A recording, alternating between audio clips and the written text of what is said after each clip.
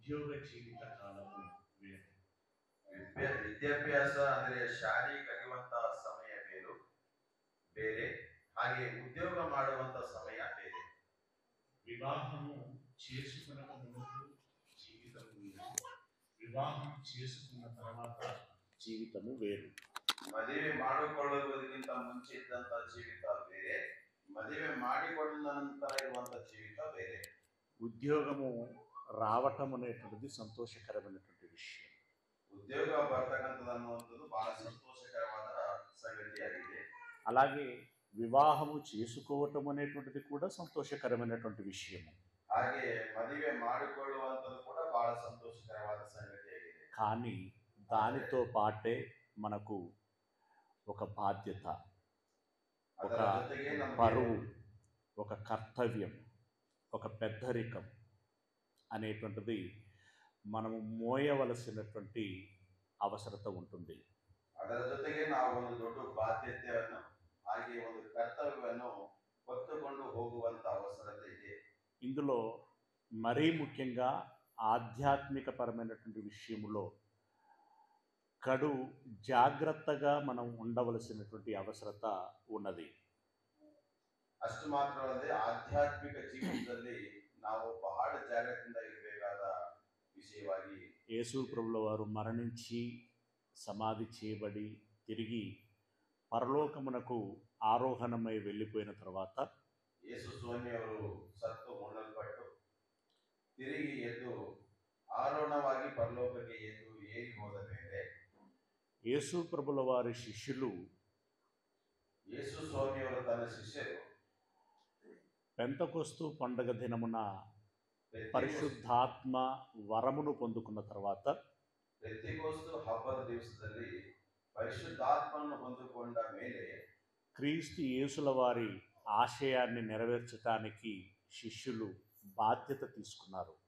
ಕ್ರಿಸ್ತ ಯೇಸುವಿನ ಒಂದು ಆಶಯವನ್ನು ನೆರವೇರಿಸುವುದಕ್ಕಾಗಿ ಶಿಷ್ಯರು ಆ ಬಾಧ್ಯತೆಯನ್ನು ತೆಗೆದುಕೊಂಡಿದ್ದಾರೆ. అందులో భాగంగా ಅದರಲ್ಲಿ ಒಂದು ಭಾಗವಾಗಿ వారు క్రీస్తుని గురించి ఏమి చూశారో, ఏమి విన్నారో, ఏది స్పృశించారో, ఏది ఎరిగారో అనుభవపూర్వకంగా దానిని మనము ఈ లోకములో ప్రకటించాలి అని కడు బాధ్యతాయుతమైనటువంటి తీర్మానం చేసుకున్నారు. ಕ್ರಿಸ್ತ ಯೇಸುವಿನ ವಿಷಯದಲ್ಲಿ ಅವರು ಯಾವ ಸಂಗತಿಗಳನ್ನು ದೃಷ್ಟಿ ಇಟ್ಟು ನೋಡಿದ್ದಾರೋ, ಯಾವ ವಿಷಯವನ್ನು ಕಿವಿಯಾಡ ಕೇಳಿದ್ದಾರೋ, ಯಾವ ವಿಷಯವನ್ನು ಅವರು ಕಲಿತುಕೊಂಡಿದ್ದಾರೋ, ಈ ಲೋಕದಲ್ಲಿ ಆತನ ವಿಷಯವಾಗಿ ಪ್ರಚುರಪಡಿಸುವುದಕ್ಕಾಗಿ ಅವರು ಸಿದ್ಧರಾಗಿದ್ದಾರೆ. యేసు ప్రభుల వారు చంపబడినటువంటి అతి సమీప కాలములోనే ಯೇಸು ಪ್ರಭು ಅವರು ಕೊಲ್ಲಲ್ಪಟ್ಟ ಅತಿ ಸಮೀಪ ಕಾಲದಲ್ಲಿ పేతురు వారి బృందము యెరూషలేము పరిసర ప్రాంతాలలో వారు ప్రసంగాలు చేయటం ప్రారంభించారు. ಪೇತರು ಅವರ ಜೊತೆಗಿದ್ದಂಥವರೆಲ್ಲರೂ ಯೆರೂಷಲೇము ಪ್ರಾಂತದಲ್ಲಿ ಪ್ರಸಂಗ ಮಾಡೋದಕ್ಕೆ ಪ್ರಾರಂಭಿಸಿದ್ದಾರೆ. పేతురు గారు చేసినటువంటి మొదటి ప్రసంగములో ಪೇತರು ಅವರು ಮಾಡಿರುವಂತಹ ಮೊದಲನೇ ಪ್ರಸಂಗದಲ್ಲಿ సుమారు 3000 మంది మారు మనసు పొంది బాప్తిస్మము తీసుకోవటం జరిగింది. ಸುಮಾರು 3000 ಜನರು ಮಾರು ಮನಸ್ಸು ಹೊಂದಿ ಮಾರ್ಪಾಟು ಆಗಿ ಕೃಷ್ಣನ ಮಾಡಿಸಿಕೊಂಡಿದ್ದಾರೆ. ఏక సమయంలో 3000 మంది మారటం అంటే సామాన్యమైనటువంటి విషయం కాదు. మారటమే కాదు, వారు బాప్తిస్మము కూడా తీసుకున్నారు. ಒಂದೇ ಸಮಯದಲ್ಲಿ 3000 ಜನರು ಬದಲಾವಣೆ ಆಗುವಂಥದ್ದು ಒಂದು ಸಣ್ಣ ವಿಷಯವಲ್ಲ. ಬದಲಾವಣೆ ಆಗೋದು ಅಷ್ಟೇ ಅಲ್ಲ, ಅವರು 3000 ಜನ ಕೃಷ್ಣನ ಒಂದೇ ಸಮಯದಲ್ಲಿ ಮಾಡಿಸಿಕೊಂಡಿದ್ದಾರೆ. ఆ బాప్తిసం తీసుకున్నటువంటి 3000 మంది బాప్తిసం తీసుకున్న తర్వాత ఏం చేశారు, వారు ఏ విధానంలో ఉన్నారు అని మనం గమనించినట్లయితే ದೀಕ್ಷಾಸ್ನಾನ ಮಾಡಿಸಿಕೊಂಡ 3000 ಜನರು ದೀಕ್ಷಾಸ್ನಾನ ತೆಗೆದುಕೊಂಡ ಮೇಲೆ ಏನು ಮಾಡಿದ್ದಾರೆ, ಅವರು ಯಾವ ವಿಧಾನದಲ್ಲಿ ಇದ್ದಾರೆ ಎನ್ನುವಂತ ವಿಷಯವನ್ನು ನಾವು ತಿಳಿದುಕೊಂಡಿದ್ದಾರೆ. అపోస్తలుల కార్యములు ಅಪೊಸ್ತಲ ಕೃತ್ಯಗಳು 2వ అధ్యాయము 2ನೇ ಸಂಧಿ 42వ వచనము. 42ನೇ ವಾಕ್ಯ. అపోస్తలుల కార్యములు 2వ అధ్యాయము 42వ వచనము. ಅಪೊಸ್ತಲ ಕೃತ್ಯಗಳು 2ನೇ ಸಂಧಿ 42ನೇ ವಾಕ್ಯ. వీరు అంటే బాప్తిస్మము తీసుకున్నటువంటి 3,000 మంది. ఆ తదుపరి వారు ఏం చేస్తున్నారు అనంటే అపోస్తలుల బోధయందును అపోస్తలుల బోధయందును సహవాసమందును రొట్టె విరుచుటయందును ప్రార్థన చేయుటయందును ఎడతెగకై ఉండిరి. ఎడతెగక ఉండిరి. ಇವರು ಅಂದರೆ ದೀಕ್ಷಾನ ತೆಗೆದುಕೊಂಡಿರುವಂತಹ 3,000 ಜನರು ಅಪೊಸ್ತಲರ ಬೋಧನೆಯಲ್ಲಿಯೂ ಪ್ರಾರ್ಥನೆಯಲ್ಲಿಯೂ ರೊಟ್ಟಿ ಮುರಿಯೋದರಲ್ಲಿಯೂ ಎಡಬಿಡದೆ ಇದ್ದಿದ್ದಾರೆ. ఒక ఇంటి నిర్మాణమునకు ಒಂದು ಮನೆ ನಿರ್ಮಾಣ ఆ ಕಾರ್ಯ కప్పు నిలబడాలి అనంటే 4 పిల్లర్లు, ಆ ಮೇಲಿನ ಚಾವಣಿ ನಿಲ್ಲಬೇಕಾದ್ರೆ 4 ಪಿಲ್ಲರ್ಗಳು 4 పిల్లర్లు ప్రధానమైనటువంటి భూమికను పోషిస్తాయి. 4 ಕಂಬಗಳು ಪ್ರಧಾನವಾದ ಒಂದು ವಜ್ಜಿಯನ್ನು ಹೊಂದಿರ್ತವೆ. అలాగే ಹಾಗೆ మొట్టమొదటగా ఆరంభమైనటువంటి ఈ 3,000 అనేటువంటి విస్తారమైనటువంటి సంఘము ಮೊದಲನೇದಾಗಿ ಪ್ರಾರಂಭವಾಗಿರುವಂತ ಈ 3,000 ವಿಸ್ತಾರವಾದಂತ ಈ ಸಭೆ అది ఎలా అభివృద్ధి చెందింది అనంటే ಅದು ಹೇಗೆ ಅಭಿವೃದ್ಧಿ ಹೊಂದಿದೆ ಅಂದರೆ అందులో 4 ముఖ్యమైనటువంటి పిల్లల లాంటి బలమైనటువంటి కార్యములు ఉన్నాయి. ಅದರಲ್ಲಿ 4 ಮುಖ್ಯವಾದ 4 ಕಂಬಗಳಾದ ಹಾಗೆ ಬಲವಾದ ಕಾರ್ಯಗಳಿವೆ ಬೇರೆ. అందులో మొదటిది ఏంటి అనంటే ಅದರಲ್ಲಿ ಮೊದಲನೇದು ಏನಂದರೆ వారు అపోస్తలుల బోధయందు ఉన్నారు. ಅವರು ಅಪೊಸ್ತಲರ ಬೋಧನೆಯಲ್ಲಿ ಇದ್ದಾರೆ. అంటే అపోస్తలులు బోధిస్తూ ఉన్నారు, వీరు అనునిత్యము నేర్చుకుంటూ ఉంటున్నారు. ಅಪೊಸ್ತಲರು ಪ್ರತಿದಿನ ಬೋಧನೆ ಮಾಡುತ್ತಾ ಇದ್ದಾರೆ, ಇವರು ಪ್ರತಿದಿನ ಕಲಿತುಕೊಳ್ಳುತ್ತಾ ಇದ್ದಾರೆ. అలాగే అపోస్తలులతో పాటు సహవాసములో ఉంటున్నారట. ಅಪೊಸ್ತಲರ ಜೊತೆಗೆ ಇವರು ಸಹವಾಸದಲ್ಲಿ ಕೂಡ ಇದ್ದಾರೆ. సహవాసము అనేటువంటిది ఏం చేస్తుంది? ಸಹವಾಸ ಅನ್ನುವಂಥದ್ದು ಏನು ಮಾಡುತ್ತದೆ? ఒక వ్యక్తిని ప్రభావితము చేస్తుంది. ಒಬ್ಬ ವ್ಯಕ್ತಿಯನ್ನು ಪ್ರಭಾವಿತ ಮಾಡುತ್ತದೆ. దుష్టునితో సాంగత్యము చేస్తే ದುಷ್ಟರ ಜೊತೆಗೆ ಸಹವಾಸ ಮಾಡಿದೆ ಆದರೆ దుష్టుడవుతాడు. ದುಷ್ಟರಾಗುತ್ತಾರೆ. దుష్ట సాంగత్యము మంచి నడవడిని చెరుపుతుంది. ದುಷ್ಟ ಸಾಂಗತ್ಯವು ಒಳ್ಳೆ ನಡವಳಿಕೆಯನ್ನು ಹಾಳು ಮಾಡುತ್ತದೆ. అదే జ్ఞానుల సహవాసం చేశామనుకోండి, ಅದೇ ಜ್ಞಾನರ ಜೊತೆಗೆ ಸಹವಾಸ ಮಾಡಿದೆವು ಅಂದರೆ జ్ఞానులవుతారు. ಜ್ಞಾನಿಗಳಾಗುತ್ತಾರೆ. అంటే మంచివాడితో సహవాసం మీన్స్ కలిసి జీవించటం, స్నేహం చేయటం. ಸಹವಾಸವೆಂದರೆ ಕರೆದು ಜೀವಿಸುವುದು, ಒಬ್ಬರೊಬ್ಬರು ಸ್ನೇಹಿತರಾಗಿರುವುದು. మంచివాడితో సహవాసం చేస్తే మంచివారవుతారు. ಒಳ್ಳೆಯವರ ಜೊತೆಗೆ ಸಹವಾಸ ಮಾಡಿದರೆ ಒಳ್ಳೆಯರಾಗುತ್ತಾರೆ. చెడ్డవారితో సహవాసం చేస్తే చెడ్డవారవుతారు.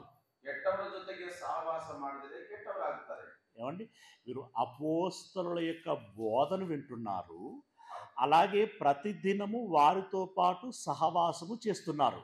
ಅಪೊಸ್ತಲರ ಒಂದು ಬೋಧನೆಯನ್ನು ಕೇಳ್ತಾ ಇದ್ದಾರೆ, ಹಾಗೆ ಪ್ರತಿ ದಿವಸ ಅವರ ಜೊತೆಗೆ ಸಹವಾಸದಲ್ಲಿ ಕೂಡ ಇದ್ದಾರೆ. ఇక మూడో విషయం ఏంటంటే ಇನ್ನು ಮೂರನೇ ವಿಷಯವೇನೆಂದರೆ వారు ప్రతి దినము రొట్టె విరుచుచున్నారట. ಅವರು ಪ್ರತಿ ದಿವಸ ರೊಟ್ಟಿಯನ್ನು ಮುರಿತಾ ಇದ್ದಾರೆ. రొట్టె విరుచుచున్నారు అంటే కలిసి భోజనం చేస్తున్నారు అని దాని అర్థం. ರೊಟ್ಟಿಯನ್ನು ಮುರಿತಾ ಇದ್ದಾರೆ, ಕಲಿತು ಭೋಜನ ಮಾಡ್ತಾ ಇದ್ದಾರೆ ಅನ್ನೋದರ ಅರ್ಥವಾಗಿದೆ. సహపంక్తి భోజనము అనేటువంటిది మనిషిని దగ్గరగా చేస్తుంది.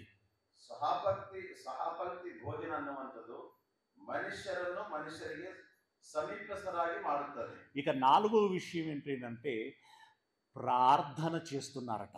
4ನೇ ಸಂಗತಿ ಏನೆಂದರೆ ಪ್ರಾರ್ಥನೆ ಮಾಡುತ್ತಾ ಇದ್ದಾರೆ.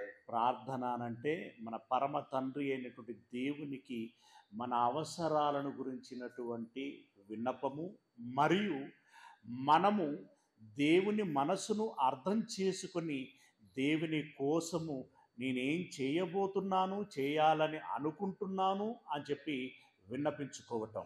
ಪ್ರಾರ್ಥನೆ ಅಂದರೆ ನಮ್ಮ ಪರಮ ತಂದೆಯಾದ ದೇವರಿಗೆ ನಾವು ಮನವಿ ಮಾಡಿಕೊಳ್ಳುವುದು, ಹಾಗೆ ನಾವು ನಮ್ಮ ಮನಸ್ಸಿನಲ್ಲಿ ಏನು ಕೇಳುತ್ತಾ ಇದ್ದೇವೋ ದೇವರಿಗೋಸ್ಕರವಾಗಿ ಏನು ಮಾಡುತ್ತೇವೋ ಎಂಬ ಆಲೋಚನೆಗಳನ್ನು ಹಂಚಿಕೊಳ್ಳುವರು. అంటే దీనిలో ఏం జరుగుతున్నది అని అంటే ఈ విశ్వాసులందరూ సహవాసం చేయటమే కాకుండా వీళ్ళందరూ దేవునితో సహవాసం చేస్తున్నారు. ಇಲ್ಲಿ ಏನು ನಡೀತದೆ ಅಂದ್ರೆ ವಿಶ್ವಾಸರು ಎಲ್ಲರೂ ಪ್ರತಿಯಾಗಿ ಸಹವಾಸ ಮಾಡೋದಷ್ಟೇ ಅಲ್ಲ, ಇವರೆಲ್ಲರೂ ಕೂಡಿ ದೇವರ ಜೊತೆಗೆ ಕೂಡ ಸಹವಾಸ ಮಾಡ್ತಾ ಇದ್ದಾರೆ. దేవునితో సహవాసం చేసేటువంటి ప్రతి వాడు యేసయ్యతో సహవాసం చేయగలడు. యేసయ్యతో సహవాసం చేసినటువంటి ప్రతి వారు పరిశుద్ధాత్మతో సహవాసం చేయగలరు. ದೇವರ ಜೊತೆಗೆ ಸಹವಾಸ ಮಾಡುವ ಪ್ರತಿಯೊಬ್ಬರು ಯೇಸು ಸ್ವಾಮಿಯವರ ಜೊತೆಗೆ ಸಹವಾಸ ಮಾಡುತ್ತಾನೆ.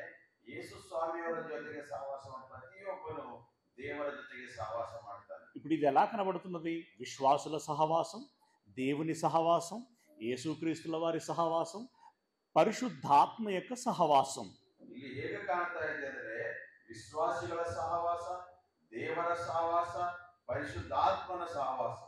ఇక్కడ ఇప్పుడు ఎన్ని విషయాలు కనబడి చూడండి. ఒకటి బోధ, రెండవది సహవాసం, మూడవది రొట్టె విరుచుట, నాలుగవది ప్రార్థన చేయుట. ఎలా కొనసాగించారట?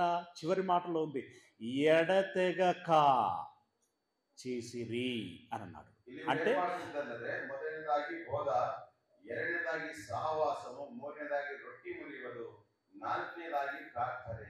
ఇది ಎಲ್ಲ ಕೂಡಿಸಿದರೆ ಇದಕ್ಕೆ ಸಹವಾಸ ಎಂಬುದಾಗಿ ಹೇಳ್ತಾರೆ. ఇది ప్రతి దినము కొనసాగిస్తున్నారు వాళ్ళు. ಇವರು ಪ್ರತಿ ದಿವಸದನ್ನು ನಡೀತಾ ಇರ್ತಿದೆಲ್ಲ. అంటే ఇప్పుడు వాళ్ళు ప్రతి దినము కొనసాగించారు అని అంటే దేవుని ఉద్దేశపూర్వకమైనటువంటి నడిపింపు అక్కడ ఉందా, లేదా వారి జ్ఞానముతో, వారి ఆలోచన లేదా భక్తితో ఆ పని చేశారా, లేదంటే అమాయకత్వంతో, అజ్ఞానంతో ఏ పని పాట లేదు కాబట్టి అదొక వ్యాపకం ముందేసుకొని వెళ్ళారా? ಇವರು ಈ ರೀತಿ ಸಹವಾಸ ಮಾಡೋದ್ರಲ್ಲಿ ದೇವರ ಚಿತ್ತವೇನಾಗಿದೆ ಇದ್ದಿದೇನಾ, ಇಲ್ಲ ಹೋದರೆ ಇವರು ಕೆಲಸ ಕಾರ್ಯ ಏನು ಇದ್ದಕ್ಕೆ ಈ ಸಹವಾಸ ಮಾಡಿದ್ದಾರಾ, ಇಲ್ಲ ಹೋದರೆ ಸ್ವಂತ ಚಿತ್ತದಿಂದ ಮಾಡಿದ್ದಾರಾ, ಇಲ್ಲ ಹೋದರೆ ದೇವರ ಆಲೋಚನೆಗಳಲ್ಲಿ ಏನಾದರೂ ಇದ್ದೇನಾ? దయచేసి బాప్తిసం తీసుకున్నటువంటి వాళ్ళందరికీ నేను ప్రత్యేకంగా విన్నపం చేస్తున్నది ఏంటంటే, ದಯಮಾಡಿ ದೀಕ್ಷಾನ ತೆಗೆದುಕೊಂಡ ಪ್ರತಿಯೊಬ್ಬರಲ್ಲಿ ನಾನು ಮನವಿ ಮಾಡಿಕೊಳ್ಳೋದೇನೆಂದರೆ, ప్రతి దినము మీరు బైబిల్ చదవటం కానీ, బైబిల్లోని మాటలు దైవజనుల ద్వారా వినటం కానీ చేయాలి. ಪ್ರತಿ ದಿವಸ ನೀವು ಸತ್ಯವೇದದ ಸತ್ಯವೇದವನ್ನು ಓದುವುದಾಗಲಿ, ಸತ್ಯವೇದದ ವಾಕ್ಯ ದೈವ ಸೇವಕರ ಮೂಲಕ ಕೇಳೋದಾಗಲಿ ಮಾಡಬೇಕು. అనవసరంగా సెల్ ఫోన్లతోటి, టీవీలతోటి టైం పాస్ చేయకూడదు. అనవసరವಾಗಿ ಸಮಯವನ್ನು ವ್ಯರ್ಥವಾಗಿ ಕಳೆಯಬಾರದು. ಸೆಲ್ ಫೋನ್ಗಳಿಂದ ಟಿವಿಗಳ ಮುಂದೆ ಬಂದು ಸಮಯವನ್ನು ಕಳೆಯಬಾರದು. దేవుని మాట వినాలి. ದೇವರ ಮಾತುಗಳನ್ನು ಕೇಳಬೇಕು. దేవుని మాట వింటున్నామంటే దాని అర్థం ఏంటో తెలుసా? మన కన్న తండ్రి మాటలు మనం వింటున్నాము అని దాని అర్థం. ದೇವರ ಮಾತು ಕೇಳ್ತಾ ಇದ್ದೇವರ ಅರ್ಥವೇನ ಗೊತ್ತಾ? ನಮ್ಮ ತಂದೆಯ ಮಾತನ್ನು ನಾವು ಕೇಳ್ತಾ ಇದ್ದೇವೆ. దేవుని మాటలు వింటూ మనం పెరగాలి. ದೇವರ ಮಾತುಗಳನ್ನು ಕೇಳಿಕೊಳ್ಳುತ್ತಾ ನಾವು ಬೆಳೆಯಬೇಕು. పిల్లరా, ఇక్కడ ఒక విషయాన్ని మనం గమనించండి. ಪ್ರಿಯವಾದವರೇ, ಈ ಒಂದು ವಿಷಯವನ್ನು ನಾವು ಗಮನಿಸಬೇಕು. ఒక తల్లి ఒక బిడ్డను కన్న తర్వాత ಒಬ್ಬ ತಾಯಿ ಒಬ್ಬ ಮಗನನ್ನು ಹೆತ್ತ ಮೇಲೆ ఆ బిడ్డ పెరగాలి కదండి. ಆ ಮಗು ಬೆಳಿಬೇಕಲ್ಲರಿ. ఆ బిడ్డ పెరగాలి అని అంటే ఆ తల్లి ఏం చేస్తుంది? ಆ ಮಗು ಬೆಳಿಬೇಕಾದ್ರೆ ಆ ತಾಯಿ ಏನ್ ಮಾಡ್ತಾಳೆ? ప్రతి దినము పాలు పట్టిస్తుంది. ಪ್ರತಿ ದಿವಸ ಹಾಲನ್ನು ಕುಡಿಸ್ತಾಳೆ. ఆ పాలు త్రాగుచున్న కొలది ఆ బిడ్డడు పెరుగుతూ ఉంటాడు. ಆ ಹಾಲು ಕುಡಿಸ್ತಾ ಹೋದರೆ ಆ ಮಗು ದಿನ ದಿನ ಬೆಳೀತಾ ಇರ್ತದೆ. అలాగే ಹಾಗೆ ఆత్మ అనేటువంటి వ్యక్తికి, ఆత్మ జీవితానికి పెరగడం కోసం కావచ్చు, ఆరోగ్యం కోసం కావచ్చు, అతడు కూడా ఒక ద్రావణాన్ని త్రాగవలసి ఉంటుంది. ಆತ್ಮ ಎಂಬ ಜೀವಿತಕ್ಕೆ ಆತ್ಮೀಯ ಜೀವಿತದಲ್ಲಿ ಆತ್ಮ ಬೆಳಿಬೇಕಾದ್ರೆ ಪ್ರತಿ ದಿವಸ ಒಂದು ದ್ರಾವಣ ತೆಗೆದುಕೊಳ್ಳುವಂತ ಅವಶ್ಯಕತೆ ಇದೆ. దేవుని మాటను గురించి బైబిల్లో చెప్పబడేటువంటి విధానం ఎలాగుంటుంది అని అంటే, ದೇವರ ಮಾತುಗಳ ಬಗ್ಗೆ ಸತ್ಯವೇದ ಹೇಳುವಂತ ವಿಧಾನವು ಹೇಗಿರ್ತದಂದ್ರೆ, వాక్యమును ఉద్దేశించి జీవాహారము అని అంటాడు. ವಾಕ್ಯವನ್ನು ಉದ್ದೇಶಿಸಿ ದೇವರು ಜೀವಾಹಾರము ಎಂಬುದಾಗಿ ಹೇಳುತ್ತಾನೆ. అలాగే మరొక చోట జీవ జలములు అని చెప్పబడతాయి. ಹಾಗೆ ಮತ್ತೊಂದು ಸ್ಥಳದಲ್ಲಿ ಜೀವ ಜಲ ಎಂಬುದಾಗಿ ಹೇಳಲ್ಪಡುತ್ತದೆ. అంటే వాక్యమును గనక మనం మన హృదయములోనికి స్వీకరిస్తున్నాము అని అంటే ఘనాహారమును భుజిస్తున్నాము అని దాని అర్థం, ద్రవాహారమును తీసుకుంటున్నామని దాని అర్థం. ವಾಕ್ಯವನ್ನು ನಮ್ಮ ಹೃದಯದಲ್ಲಿ ನಾವು ಸ್ವೀಕಾರ ಮಾಡಿದಾದರೆ ಘನಾಹಾರವನ್ನು ನಾವು ಭುಜಿಸ್ತಾ ಇದ್ದೇವೆ ಅರ್ಥ, ಮತ್ತೆ ದ್ರವಹಾರವನ್ನು ನಾವು ಭುಜಿಸ್ತಾ ಇದ್ದೇವೆ ಅರ್ಥ. అందుకే తిమోతికి రాసినటువంటి మొదటి పత్రిక ತಿಮೋತಿಗೆ ಬರೆದಂತ ಮೊದಲನೇ ಪತ್ರಿಕೆ 4వ అధ్యాయము 4ನೇ ಸಂಧಿ 6వ వచనం నుండి మనం చూడగలిగినట్లయితే 6ನೇ ವಾಕ್ಯದಿಂದ ನಾವು ಓದಿದರೆ తిమోతికి రాసినటువంటి మొదటి పత్రిక 4వ అధ్యాయము 6వ వచనము నుండి ತಿಮೋತಿಗೆ ಬರೆದ ಮೊದಲನೇ ಪತ್ರಿಕೆ 4ನೇ ಸಂಧಿ 6ನೇ ವಾಕ್ಯದಿಂದ ఇక్కడ ఏమంటున్నాడు? ఈ సంగతులను ఈ సంగతులను సహోదరులకు సహోదరులకు వివరించిన ఎడల వివరించిన ఎడల నీవు అనుసరించుచూ వచ్చిన విశ్వాస సుబోధ సంబంధమైన వాక్యముల చేత వాక్యముల చేత అంటే ఏంటి? వాక్యం అనగా దేవుని మాట.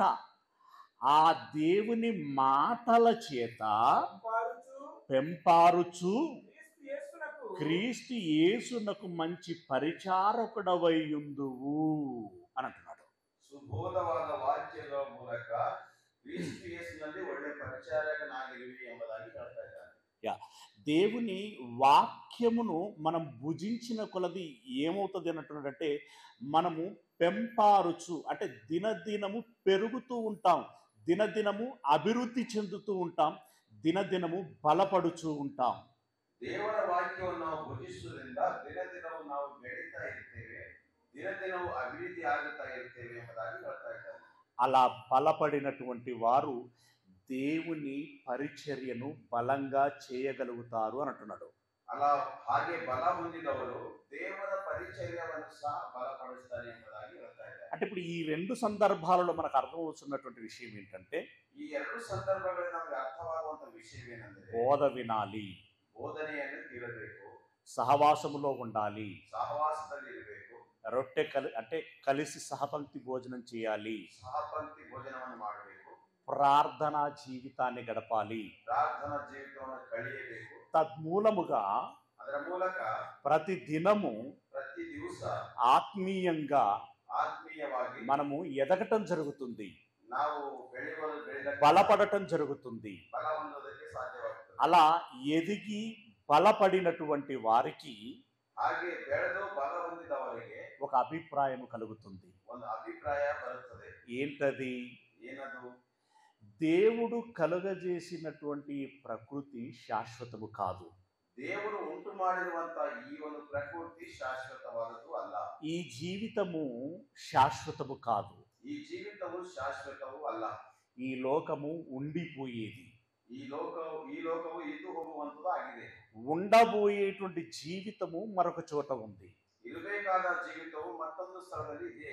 అది దేవుని సన్నిధిలో ఉన్నది. ಅದು ದೇವರ ಸನ್ನಿಧಿಯಲ್ಲಿ ಇದೆ. అందుకోసము ఈ ఇందాక చెప్పినటువంటి ప్రాక్టీస్లో ఉన్నటువంటి వ్యక్తి ఏం చెయ్యాలి, ఏం చేయగలుగుతాడు అనంటే కొలస్సీలో రాసినటువంటి పత్రిక 3వ అధ్యాయము 1-2 వచనాలలో చెప్తున్నాడు. ಕೊಲಸ್ಸೀದವರಿಗೆ ಬರೆದ ಪತ್ರಿಕೆ 3ನೇ ಸಂಧಿ 1-2 ವಚನದಲ್ಲಿ ಹೇಳ್ತಾ ಇದ್ದಾನೆ. ఏమంటున్నాడు చూడండి, మీరు క్రీస్తుతో కూడా మీరు క్రీస్తుతో కూడా లేపబడిన లేపబడిన వారైతే వారైతే అన్నాడు. ఇది చాలా ముఖ్యమైనటువంటి విషయం. ನೀವು ಕ್ರಿಸ್ತನ ಜೊತೆಗೆ ಎಬ್ಬಿಸಲ್ಪಟ್ಟವರಾದರೆ ಎಂದು ಹೇಳ್ತಾ ಇದ್ದಾನೆ. ఉదయం మీన్స్ మధ్యాహ్నము మనం మాట్లాడుకున్నటువంటి విషయాలలో ಮಧ್ಯಾಹ್ನದಲ್ಲಿ ನಾವು ಮಾತಾಡಿಕೊಂಡ ವಿಷಯಗಳಲ್ಲಿ ఒకటి పాపములో చనిపోయి పరిశుద్ధతలో తిరిగి లేవటాన్ని గురించి మాట్లాడుకున్నాం. ಪಾಪದಲ್ಲಿ ಸತ್ತು ನೀತಿಗಾಗಿ ಪರಿಶುದ್ಧವಾಗಿ ಜೀವಿಸುವಂತ ವಿಷಯದಲ್ಲಿ ಮಾತಾಡಿಕೊಂಡಿದ್ದೇವೆ. ఇక రెండవది ఏం మాట్లాడుకున్నామనంటే యేసయ్య సమాధి చేయబడి తిరిగి 3వ దినమున ఏ విధంగా అయితే లేపబడ్డాడో యేసయ్యను లేపినటువంటి దేవుడు నన్ను కూడా, నేను మరణించినా కూడా యేసయ్య వచ్చినప్పుడు తిరిగి నన్ను లేపి పరలోకమునకు చేర్చుకుంటాడు అని. ಎರಡನೇ ಸಂಗತಿಯನ್ನು ಮಾತಾಡಿಕೊಂಡಿದ್ದಾರೆ. ಯೇಸು ಸ್ವಾಮಿ ಸತ್ತು ಉಣಲ್ಪಟ್ಟು 3ನೇ ದಿವಸ ಹೇಗೆ ಎಬ್ಬಿಸಲ್ಪಟ್ಟನೋ ಹಾಗೆ ನಾನು ಕೂಡ ಎಬ್ಬಿಸಲ್ಪಡ್ತೇನೆ ಎಂಬ ವಿಷಯಗಳನ್ನು ಮಾತಾಡಿಕೊಂಡಿದ್ದೇವೆ. కాబట్టి ఆ విషయాన్ని మనం మనసులో పెట్టుకునేది చదువుతుంటే మనకు అర్థమయ్యేటువంటి విషయం ఏంటంటే, ಆ ವಿಷಯವನ್ನು ಮನಸ್ಸಿನಲ್ಲಿ ಇಟ್ಟುಕೊಂಡು ಇಲ್ಲಿ ಓದುವಾಗ ಅರ್ಥವಾಗುವಂತ ವಿಷಯವೇನೆಂದರೆ, ఏమన్నాడు? మీరు క్రీస్తుతో కూడా లేపబడిన వారైతే ನೀವು ಕ್ರಿಸ್ತನೊಂದಿಗೆ ಎಬ್ಬಿಸಲ್ಪಡುವರಾದರೆ పైనున్న వాటినే వెదకుడి. ಮೇಲಿದ್ದವುಗಳನ್ನು ಮಾತ್ರವೇ ಹುಡುಕಿರಿ. అంటే మీరు మీ జీవితంలో అనుభవపూర్వకంగా ఎరుగుచున్నారు కొన్ని. ನಿಮ್ಮ ಜೀವಿತದಲ್ಲಿ ಅನುಭವಪೂರ್ವಕವಾಗಿ ಕೆಲವನ್ನು ನೀವು ನೋಡ್ತಾ ಇದ್ದೀರಿ. ఏమంటే ఈ భూమి శాశ్వతమా? ಈ ಭೂಮಿ ಶಾಶ್ವತವಾ? ఏమంటే ఈ విశ్వంలో ఉన్నటువంటి వస్తువులు శాశ్వతమా? ಈ ವಿಶ್ವದಲ್ಲಿರುವಂತ ವಸ್ತುಗಳು ಶಾಶ್ವತವಾ? ధనము శాశ్వతమా? ಧನವು ಶಾಶ್ವತನ? అధికారం శాశ్వతమా? ಅಧಿಕಾರವು ಶಾಶ್ವತನ? ఇదేది శాశ్వతం కాదు. ಇದ್ಯಾವುದು ಶಾಶ್ವತವಾಗಿರುವುದಿಲ್ಲ. ఏమంటే మన కళ్ళ ముందే ఎంతో మంది ఈ లోకాన్ని విడిచిపెట్టి వెళ్ళిపోతున్నారు.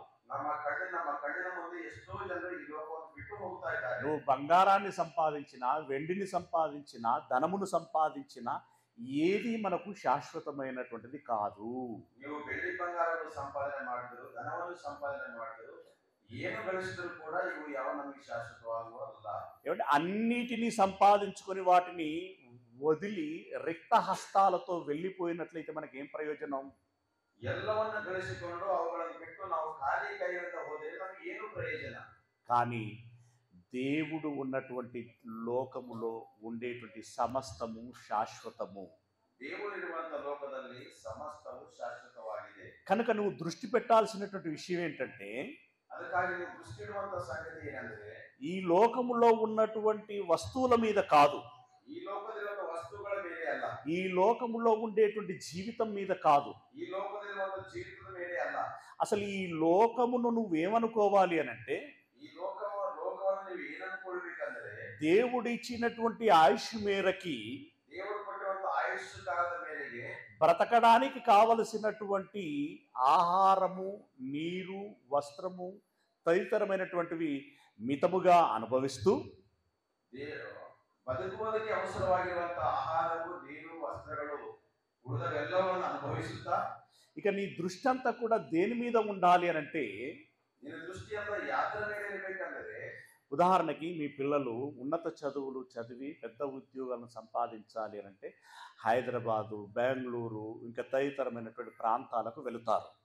ಉದಾಹರಣೆಗೆ ನಿಮ್ಮ ಮಕ್ಕಳು ಉನ್ನತವಾದ ವಿದ್ಯಾಭ್ಯಾಸವನ್ನು ಮಾಡಿ ಉನ್ನತವಾದ ಸ್ಥಿತಿಗೆ ಹೋಗಬೇಕಾದ್ರೆ ಹೈದರಾಬಾದ್, ಬೆಂಗಳೂರು, ಬೇರೆ ಬೇರೆ ದೊಡ್ಡ ಸಿಟಿಗಳಿಗೆ ಹೋಗ್ತಾರೆ. అక్కడ బ్యాచులర్స్ అంతా కలిసి ఒక రూమ్ తీసుకుంటారు, లేదంటే ఒక హాస్టల్లో ఉంటారు. అలా ఉండి వాళ్ళు ఏం చేస్తూ ఉంటారండి, మేము ఈరోజు బిర్యానీ తిన్నామా, లేకుంటే ఇంకా రుచికరమైనటువంటి ఏమి తిన్నాము అనేటువంటి దాని మీద దృష్టి పెట్టరు వాళ్ళు.